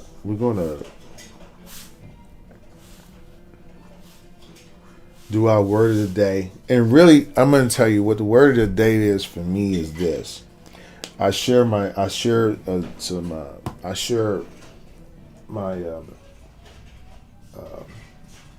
some scripture with you. And these are, first of all, I always put this out there. I do this after every stream, but I don't preach at people, but rather I'm usually talking about something that where I need to be sharpened in my own life, you know? And then I guess my prayer is that someone else gets helped because they may be struggling with that same thing. So again, this is how I clear my mind to see things differently before I start drawing, because as a person, I mean, it's very easy for us, I think,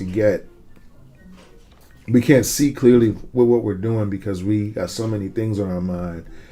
And with artists, because you want to make a living with what you do, you're thinking about business and you're thinking about drawing at the same time all the time. And then you might be thinking about rent and what's going to happen tomorrow and what's going to happen with TikTok and what's going to happen with that, right? And all of this is happening while you're supposed to be drawing.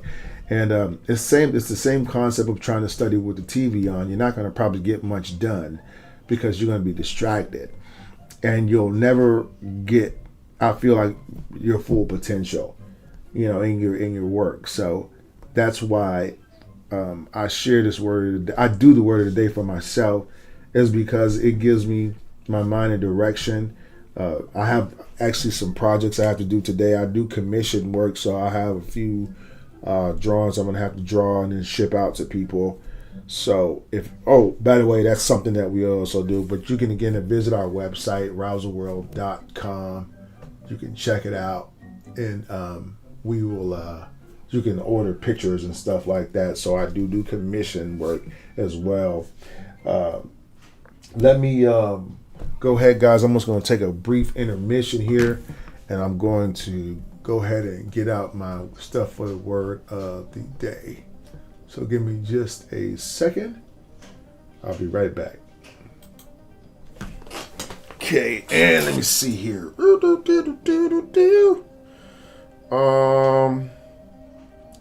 What does this mean here? And now on TikTok, guys, you guys gonna have to give me a. You're gonna have to give me a.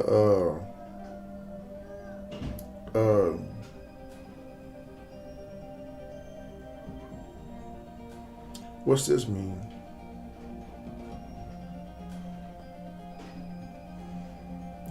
Okay. I don't know. Let me see.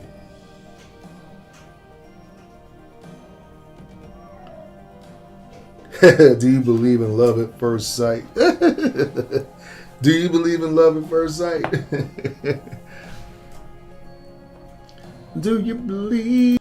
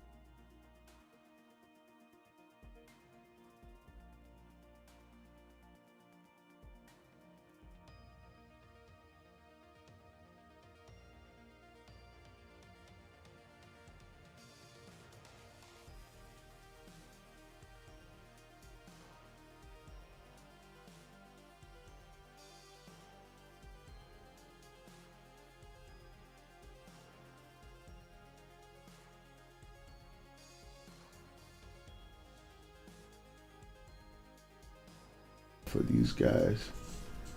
All right. All right, guys. So welcome back to the live stream. It is now time for our word of the day. So I know a lot of you guys just come, you look forward to this part of the stream, and so do I. Today, what I'm going to do is share my little devotional time with you, and then from there, we'll go ahead and dismiss you guys out. My next live stream will probably be on, today is Wednesday. So my next live stream will probably be about Saturday. So if you guys want to join me again, if this is where you exit stage left, that's cool. If you want to come back and draw with me again, okay.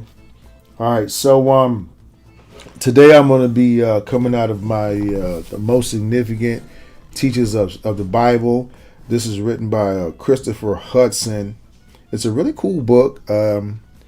I like it. I like to study the Bible a little bit differently. I don't look at the Bible as a book where I read from the beginning to the end, and it's like the end.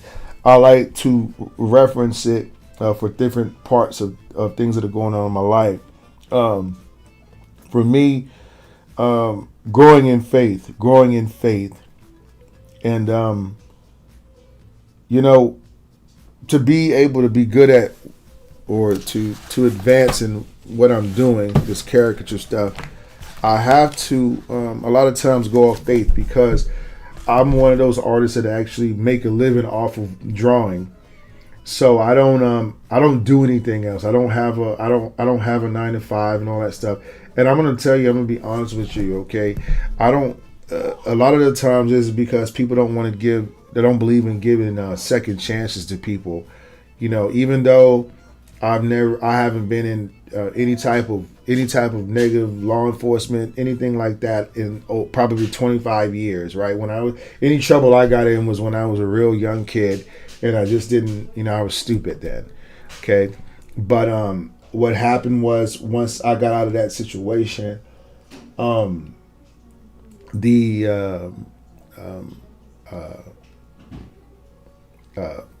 can I put it? The world don't want to let you make it. They're good at bringing up your past for everything. In other societies, they kind of let you make it. They figure like after a certain amount of time, because certain things are truly just glitches, because people change over time.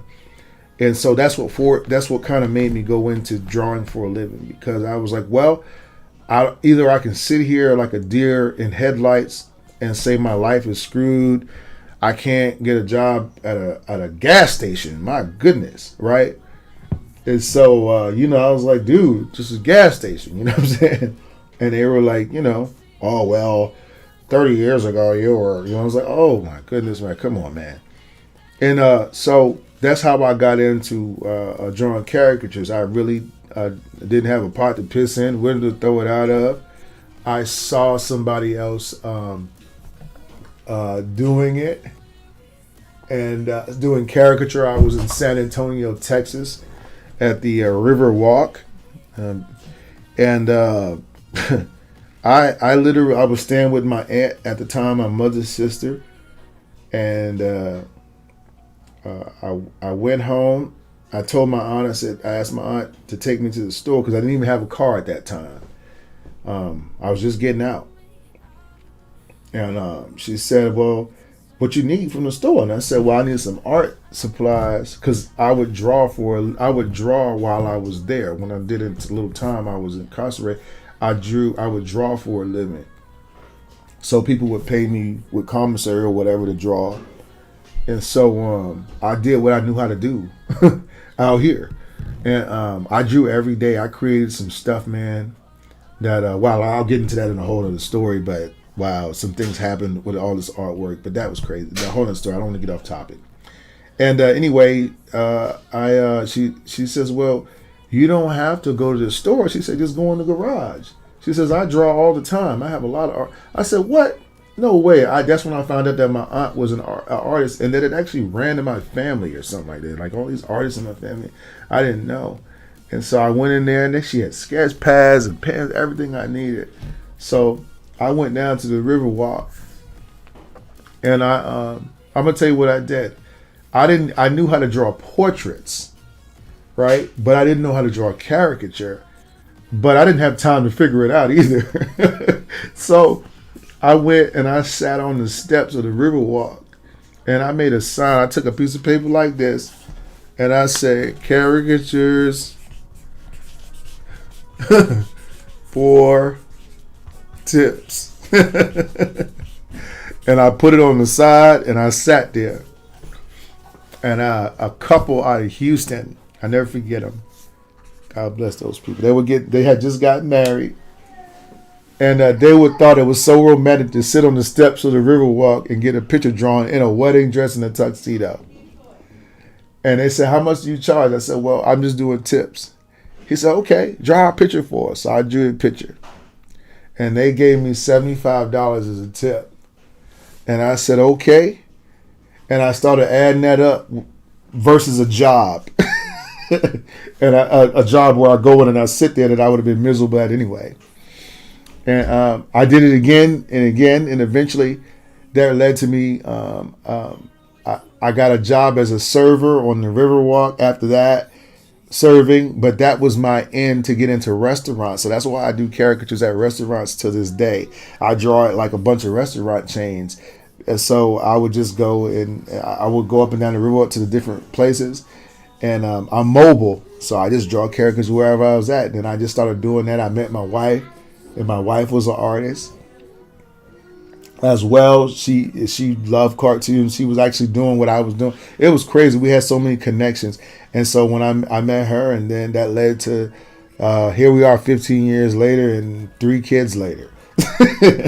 And she and she was the one, she was the one chick that gave me a chance. She could have chose anybody else, but she chose me, you know what I'm saying? And so all this stuff about, like, they got now talking about good women and good guys and all that. I think that it's really just, and back to what we were talking about here today, is it's all about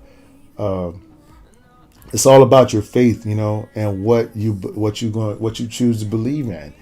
All of us operate on faith, whether we have faith in everything everybody says on TikTok, which usually they be lying about stuff. Oh man, I ain't never seen nothing like that. But, or we got faith in drugs, or we got faith in alcohol because we believe that alcohol is going to make it better for us. And we put all our faith into that thing. You know what I'm saying? As soon as a problem go down, we go right home and grab that bottle. You know what I'm saying? As soon as we start feeling depressed, we go looking for the needle.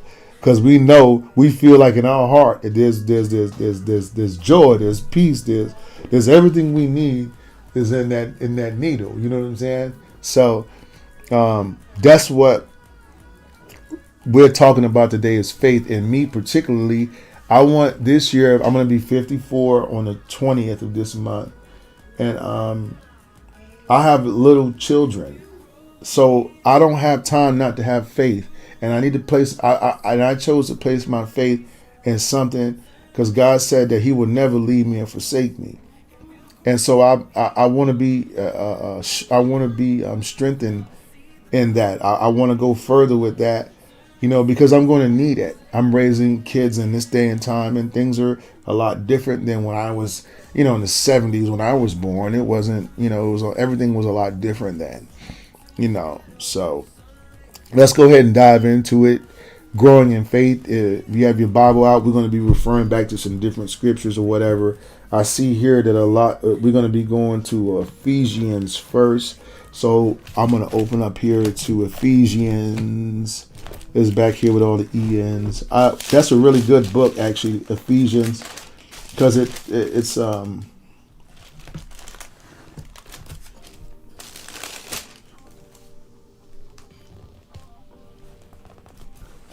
okay, here we go. Let me go here. And we're going to go to chapter 2. And then I'm going to go to verse 8 and 9. So we're going to be about right here. Okay, so here we go. So I'm going to read the devotional, then we'll talk about it as we go through. And, thank you, God, for this day. Thank you that I can, for the opportunity to be able to read your word again. I ask, Father God, that your word strengthen me. Those that hear your word today, that they be touched by the word. And that you continue to grow me as a man. I thank you for just bringing me from where I was. Wow, some of the places and things that I've done, and I had thought that I had done too much, and that I couldn't, there was no help for me, and I thank you for showing me that was not true. That no matter what I've done, that you accept me for who I am and what I am and the things that I struggle with. And I thank you for the sacrifice of Christ on the cross for me, so that I could be connected back to you. In Jesus' name, amen. So I'm coming out of chapter 63 of my book. This is called Growing in Faith. And we're just going to go ahead and read it again and talk about it.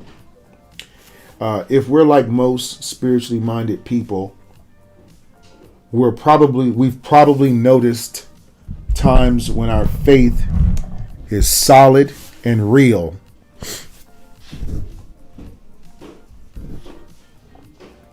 and other times when it feels very shaky and suspect. I've been there before. Or perhaps we've noticed that while others appear to be making great strides in their faith, we seem stuck. What does the Bible say about growing in faith? How do we grow in faith? With almost 500 mentions of faith, plus hundreds of other references to trust, reliance of God, etc., the Bible is about faith and about the many means God uses to spark and grow authentic faith in our hearts. Today, we're going to talk about 4 of them.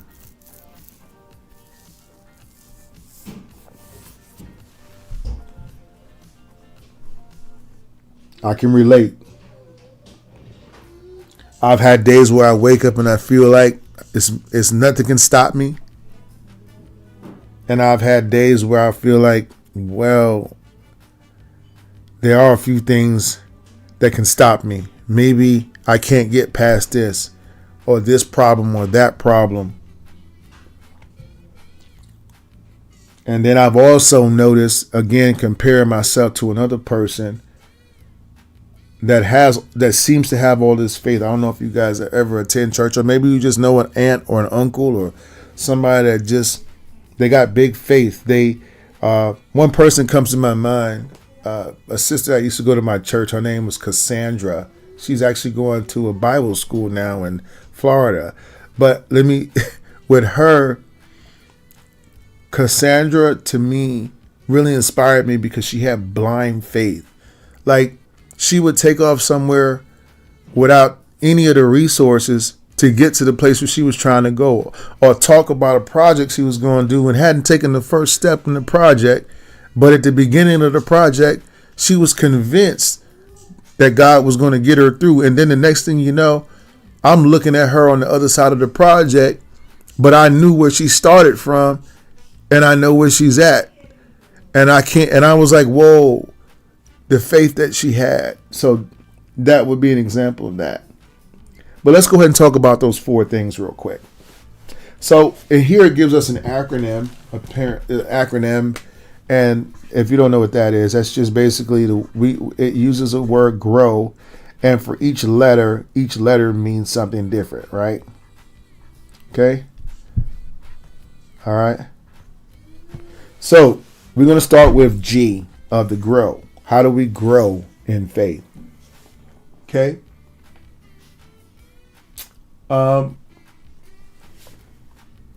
Ephesians 2, verses 8 through 9 says that salvation comes to us by grace through faith. Now, I want you to listen. No, in other words, the Lord graciously initiates spiritual life and growth. He is the source, the pioneer, and perfecter of faith. It says in Hebrews 12. If we want a growing faith, He's where we have to go. So let me break that down for myself. It says that salvation comes by grace through faith. So, in other words,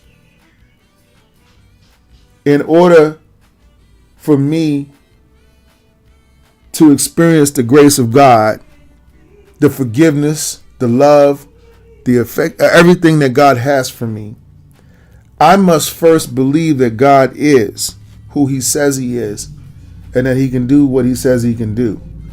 There's no other way for me to experience it. In other words, there's no other way for you to experience getting drunk unless, right, you believe first. You can't experience it. You have to first believe that within the alcohol bottle, everything and all answers can be, they can all come from there. You got to first convince yourself of that. And then check it out. Over time, right, it becomes an addiction, or rather an elevation of faith in the drink based off of what it has done for you before. If you feel like you're Superman when you get drunk, right, and that's what it makes you feel like, then when I get into another situation, right, where I'm not feeling that brave, or I'm not feeling that party life, I'm not feeling like the life of the party, I'm not feeling like I'm fully engaged, I'm at a wedding, or I'm somewhere, I feel uncomfortable, the first thing that I'm going to do is, because I've grown in faith for it, is I'm going to revert to that. So we're saying here, we can't, because grace is a thing that we must believe we received. Does that make sense? It's something that I have to believe that I have received through my faith. And faith is, again, to believe is something that you can't see. Case in point, the drawings that we did today. Before I started a drawing, before I put a pencil or a marker on this paper, I had to believe in faith that I could draw this picture. In fact, I'll dare to say this. I look at it now, and I'm always relating things to things. So I told you my favorite go-to shapes for the head are certain shapes, and I showed. I'm not going to go through all that in the stream. But, I mean, right now, again, but you can go back and watch it on the YouTube but those shapes, I have placed faith in them. So when I see a shape of a head, no matter what I think I'm looking at, I'm going to draw that shape first. That's how you learn to get good at this. That's how you get ridiculously fast. This is how you get, you grow in it. And all the advancements are going to come by you finding the shape, finding the pattern that you are comfortable with, and then utilizing that pattern to solve the problem, no matter what you think you're seeing. A lot of times our eyes fool us to think that we're seeing what we are not. But what those shapes do for me is they strip the face down to the basics, the things that I need the most to make you look like you. All the wrinkles and the little dots and all this stuff, those things don't make you look like you. Extra lines don't make it look like you. These shapes keep me at the essence. The word of God is going to keep me at the essence of life. Therefore, what shall I wear? Where should I eat? Oh my gosh, TikTok is going to stop. Bounces off of me because my source is not this. My faith is not in those things. They don't have the power to make decisions in my life because of where I've chosen, because this is a choice, where to put my faith at. The second letter is the R. How do we grow? Again, growing in faith. The first thing is grace. Remember, by grace through faith. Okay? We get that grace through faith. The second one that we grow through is relationships. Okay? That seems to be a hot topic on the internet now. The relationships. Who don't like who no more, and and all that kind of stuff, right? How do you stay in a relationship? How do you get married and make it work, right? Well, me and my wife got a simple rule, and I'm gonna go into this in a minute. We both believe. We are both believers. We both believe that the Bible is the written, inspired word of God. So when it comes to a conflict between us, a disagreement between us, right? That means that it ain't my word, it ain't your word. It is, let's go back to what the word says, right? Because our faith says that this is the way to run a marriage. So I'm not allowed to talk to her any kind of way I want to. I'm not allowed to come home anytime I want to come home, right? She's not allowed to address me in a certain way, but not because she's scared of me or I'm scared of her. Oh, I'm kind of scared of her, but because this is what God said. So our fear and reverence for Him, and understanding that a marriage relationship was not intended to make me feel good. And I think that's where we get it all messed up. A relationship, right, is meant to grow you as a man and as a woman, to be able to accept authority. That's all it is. And you have to have in order to accept that authority, you got to have authority to get a job done. So at the end of the day, there's something that needs to be completed, and you need to be trained to be able to go into the new situation. And for marriage, for all intents and purposes, to me, has been straight up boot camp. Okay, I got one of them. You know what I'm saying? But I'm going to tell you what. Following the word of God, I'm going to tell you something that I have that I ain't never had in my entire life. I'm going to tell you what I got. Y'all ready for this? I got good credit. I have an 800 credit score. What? I didn't even pay my bills before. I would run from bill collectors was looking for me all over the planet. I drove a car one time for 3 years and didn't make one payment on it. Okay? I'm no longer a drug addict. I'm no longer an alcoholic. I'm no longer hanging out in the streets, going to the club. I'm not getting in trouble no more. Nobody ain't looking for me. And it's crazy because with all of this, what I can't do around me because of what my responsibility to God, I'm a much happier person because I don't get myself into things that I can't get out of no more. Because my commitment to first God and then my relationship. Okay? So let's go ahead here. And what does it say about relationships? It says, once when writing a letter to the Christians he'd never met, the Apostle Paul expressed his hope that he might be able one day to be with them in person. Why did he do that? Then it says, so that you and I may be mutually encouraged by each other's faith. Do I have any people here today that are trying to grow in faith? You've chosen God, you said yes to God, but you feel like you're stuck in the same place. and you want to grow higher because you know what? There's a better way to live life than what you live in. We've gotten so used to where we're at that we don't want to go further. We feel like this is the best character I can draw. I'm going to stay right here. This is the best art I can create. I'm going to stay right here because I know everything about life because I'm 50 years old or I'm 60 years old or I'm just a kid that just knows everything. So that you and I may be mutually encouraged by each other's faith. This is why I'm visiting with you today. I'm literally sharing what I do. This is not me preaching at you. This is me talking to me. I'm talking to me and you just happen to be here. I'm not trying to change your life, but I will hope that you are encouraged, right? We are mutually encouraged by me sharing with you a part of my life.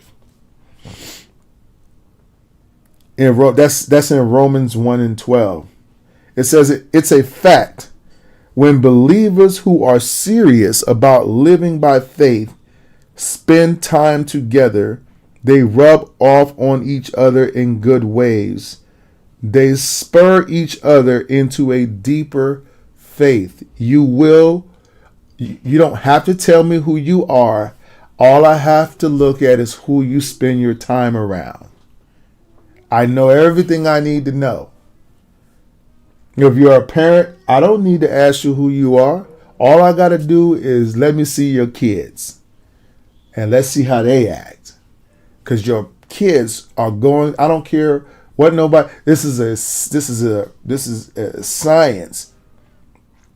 Look, in my house, we don't do no, I said we're going to have peace off in here. We don't have no fighting and arguing, and we're very chill. We try to keep the atmosphere of our house happy and just chill. Now, let me tell you, my dogs are the chillest dogs you ever seen in your life. They chill. They come in. When people get too excited, they look at them and be like, what's wrong with them? Right? Because they are used to the environment. My kids, they chill. They listen. Sometimes I have a little thing, but they chill. I try to stress. My daughter, chill. My wife, we be chilling. This is the chill out zone.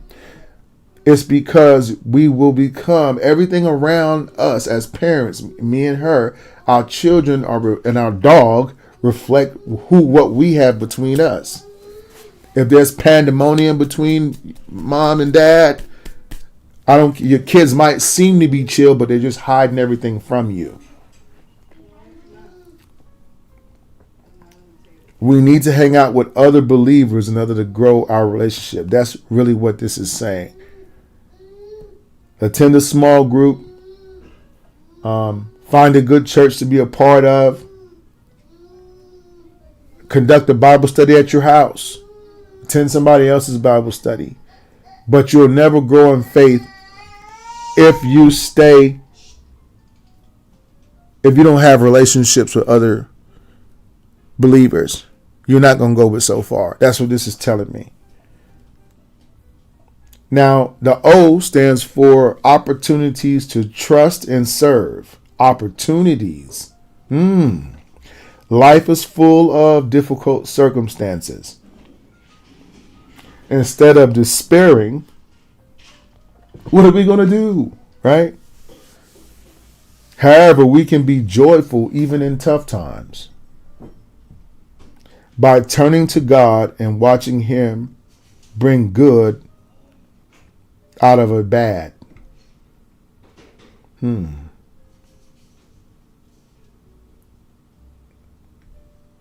Watching God bring good out of a bad thing. Wow.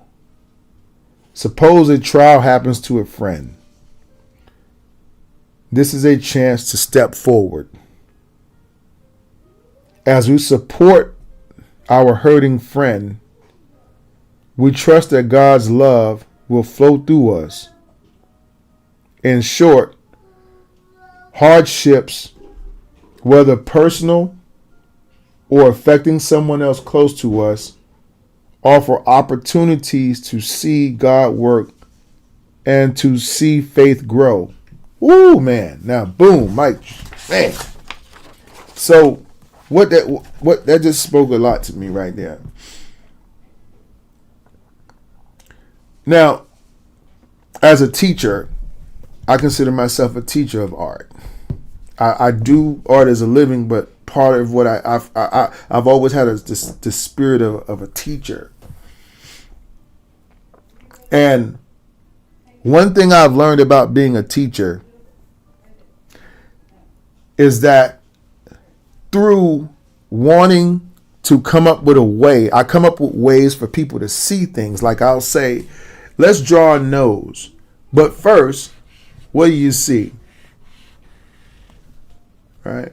And they'll be like, oh, that's a tie. And I'll say, oh, cool. Well, what if we do this? Now what is it? He was like, oh, that's a nose. Because they are the same.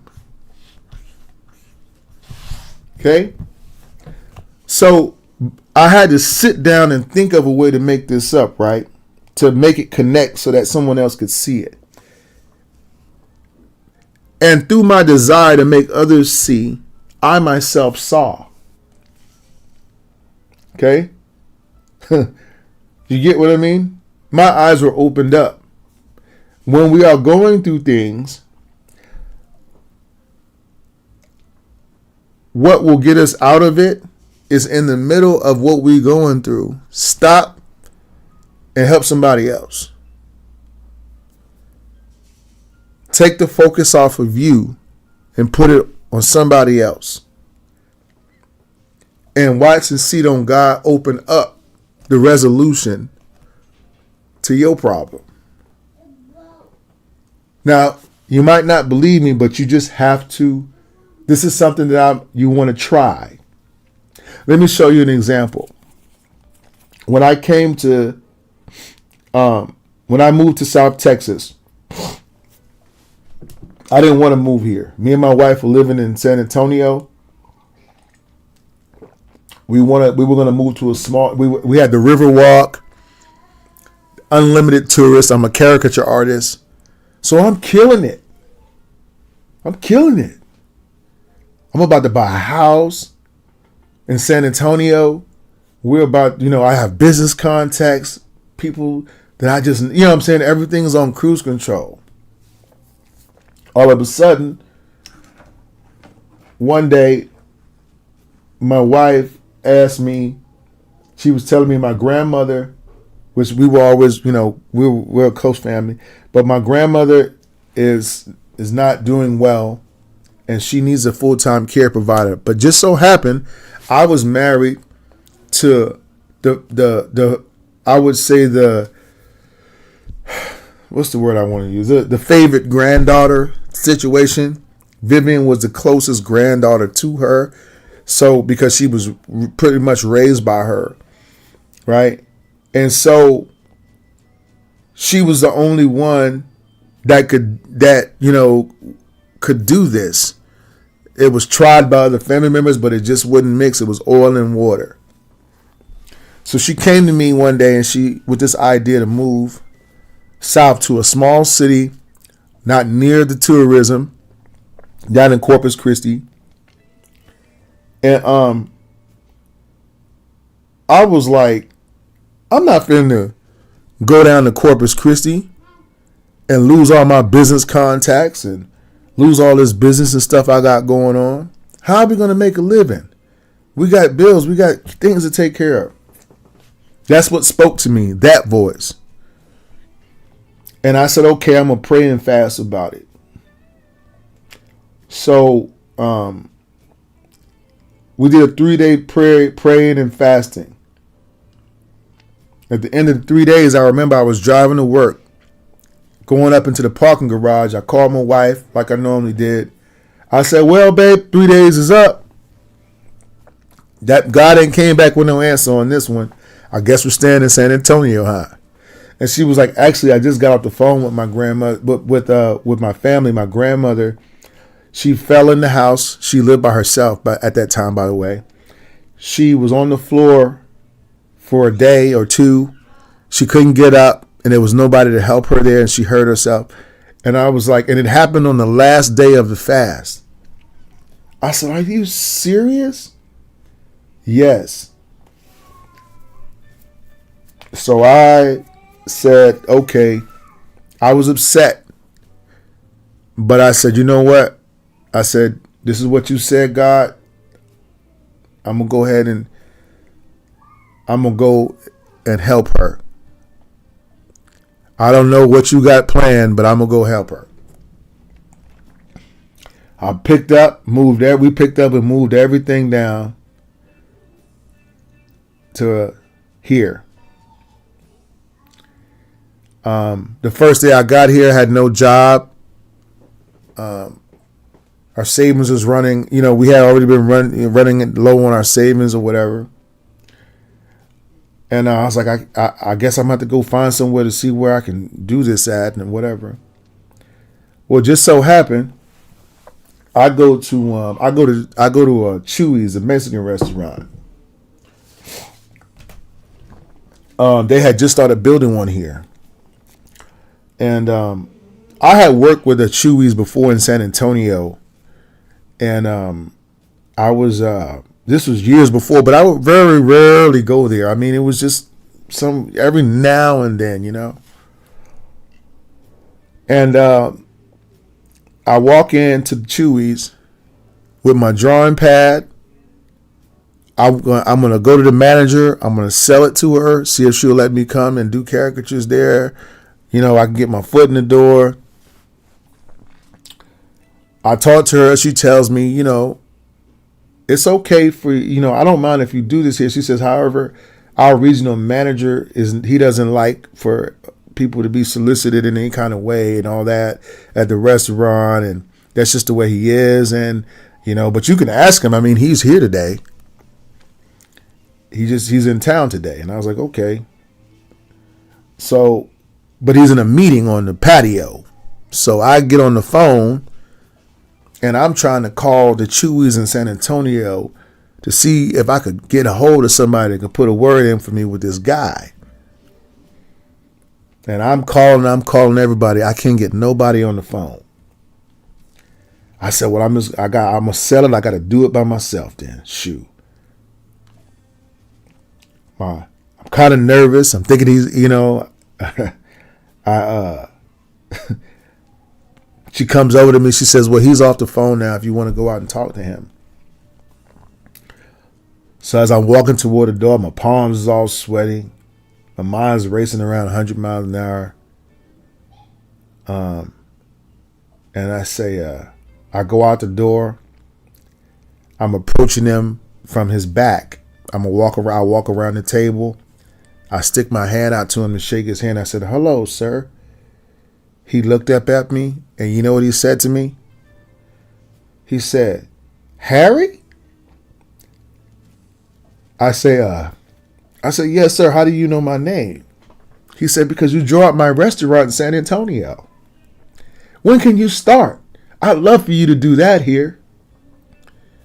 And then after that, I met every owner. I met owners of other restaurants. I drew all the judges, all the literal court, the judges from the district courts. I started getting plugged in with them because they were all eating at this restaurant. And then from there, that turned into me, doing like the YouTube and teaching, and it just, everything opened up. It was just like, boom. And then my income was not only restored, it was better than what I was doing when I was at San Antonio. All because I looked for an opportunity to serve somebody else. You don't never know. That's the whole thing. Just trust me. When you go through it, find somebody to help. And the last word is the W. The last part of the word is the W. So GROW. The last thing is Word of God. Word of God. So we have grace, relationships, opportunities to serve and grow. Then we have the Word of God. Paul famously said, faith comes from hearing the message, and the message is heard through the word about Christ. Okay?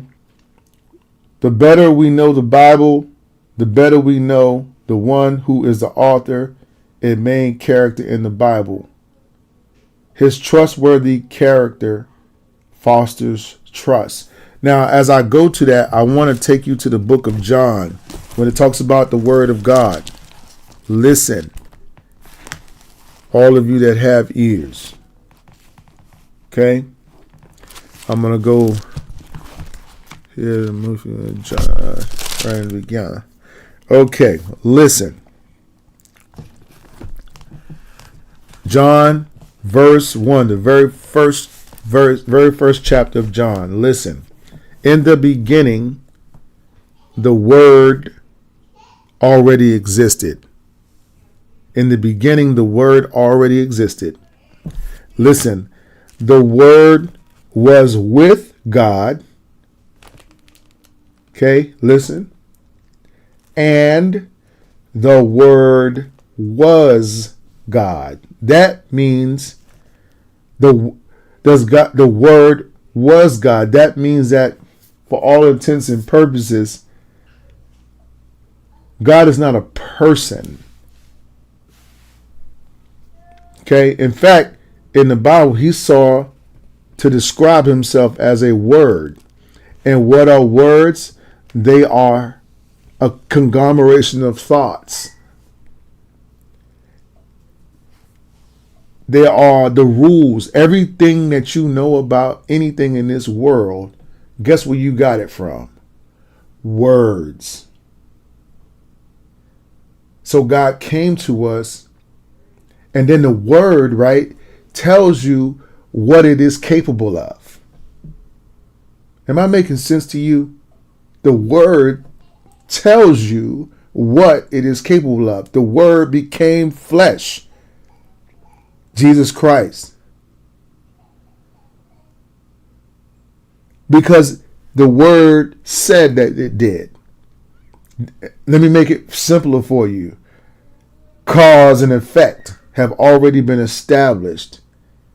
There's a way, there's a pattern, there's a structure, there's a word, there's a thought process to the way things work. God is not a individual. We're looking for this individual. But what Christ was a manifestation of the word into a flesh, so that it can not only give you the word, but the word became visual to us so that we could see it. What it is describing. Let me show you how to draw a nose.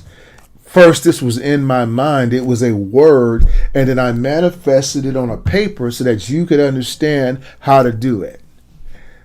Jesus was a manifestation of the word, and then it said the reason why Jesus came, right? So the word even explains to us why this works. Like I explained to you why this tie can be related to this, and it can also look like a nose. Does that make sense?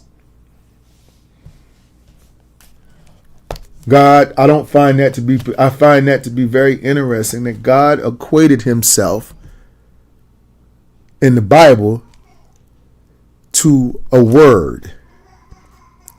Does God exist? Well, do words exist? Do patterns of thought exist? Is there order to things? Or do things go a certain way? Right? Well, then yes, he does.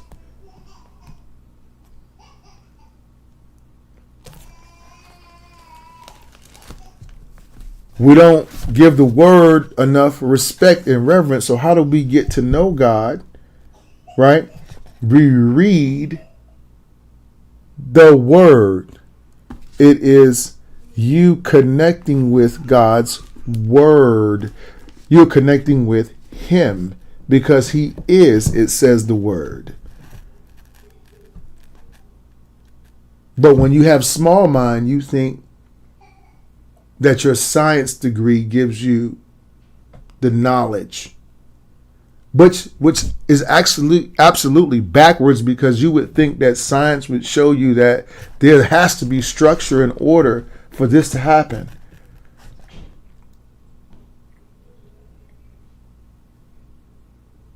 But sometimes it drives people when they say the wisdom of man is foolishness unto God. He also tells you in the word that he's outside of the word. He is not governed by any law that we're governed by. We're governed by, gravity and time and space and all this type of stuff. These are things that govern. These are patterns he put in our life because our minds are smaller. So we need little patterns to understand things. But he's not governed by that. This is just what we need to know through his word to help us where we're at. That's what this is. Not where he's at. This will have nothing to do with him. It is, I'm the boss, and I'm telling you, you work in acquisitions, and I'm going to teach you how to work in acquisitions. You don't need to worry about what's going on the 53rd floor, because you don't work up there. You just need to know this. And that's science and social studies and, all that stuff that is exclusive to acquisitions. But guess what? None of that stuff applies to the 53rd floor. Only in acquisitions, only in your existence does this have power. Or the power to do, you know what I'm saying? This is just what you need to know for where you're at. Let me rephrase that. Life application, finishing up. If your faith is shaky or small, Harry, ask God to help you grow in your trust of him, trust of the word, to help you to grow to like this instead of 10 girlfriends or 10 boyfriends or 30 bands or whatever it is that you believe in.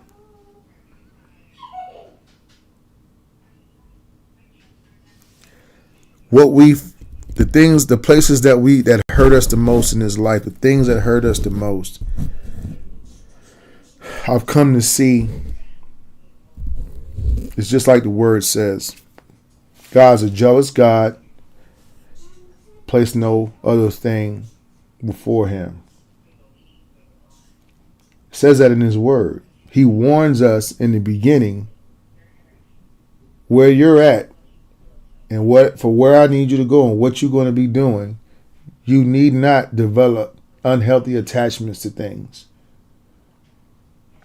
Because when they sprout wings, your wealth or whatever sprouts wings and flies away, you'll be destroyed, because that's where your faith was at. A lot of people are experiencing that. God bless those people, but they're experiencing that right now. We're not talking about them. We're talking about what they are experiencing. Loss of home, loss of everything. And having to start all over again. Loss of a loved one. And having to go on with life without seeing that person ever again. But if we had the word of God in us, we understand that we do everything through God. In other words, this is God's the filter. This is you and this is the world. And God is the filter through which his word is the filter by which we must see the world. So now my kids, let me show you what I'm saying, and I'm going to close out. I don't own my wife. She's just a rental. She's just I'm a steward of her. I love her through the filter of God. I love her because God loved me. I look at it like I'm borrowing what is his. So when I can't lose her if I have him, it's impossible because he belongs to her. I'll always be connected to her through him. But never is she at any point my possession. My children are not my possession. This way, if something happens to one of my children, God forbid, we all are human. We experience emotions and we experience these things. But it's so important that we continue to grow and keep that filter, because this is so important for our mental health while we're here and where we're at. So when we experience the world through God, then we don't develop attachments. We see things for what they are. I could have it. I don't need it. Thank God for it. I'm blessed to have this.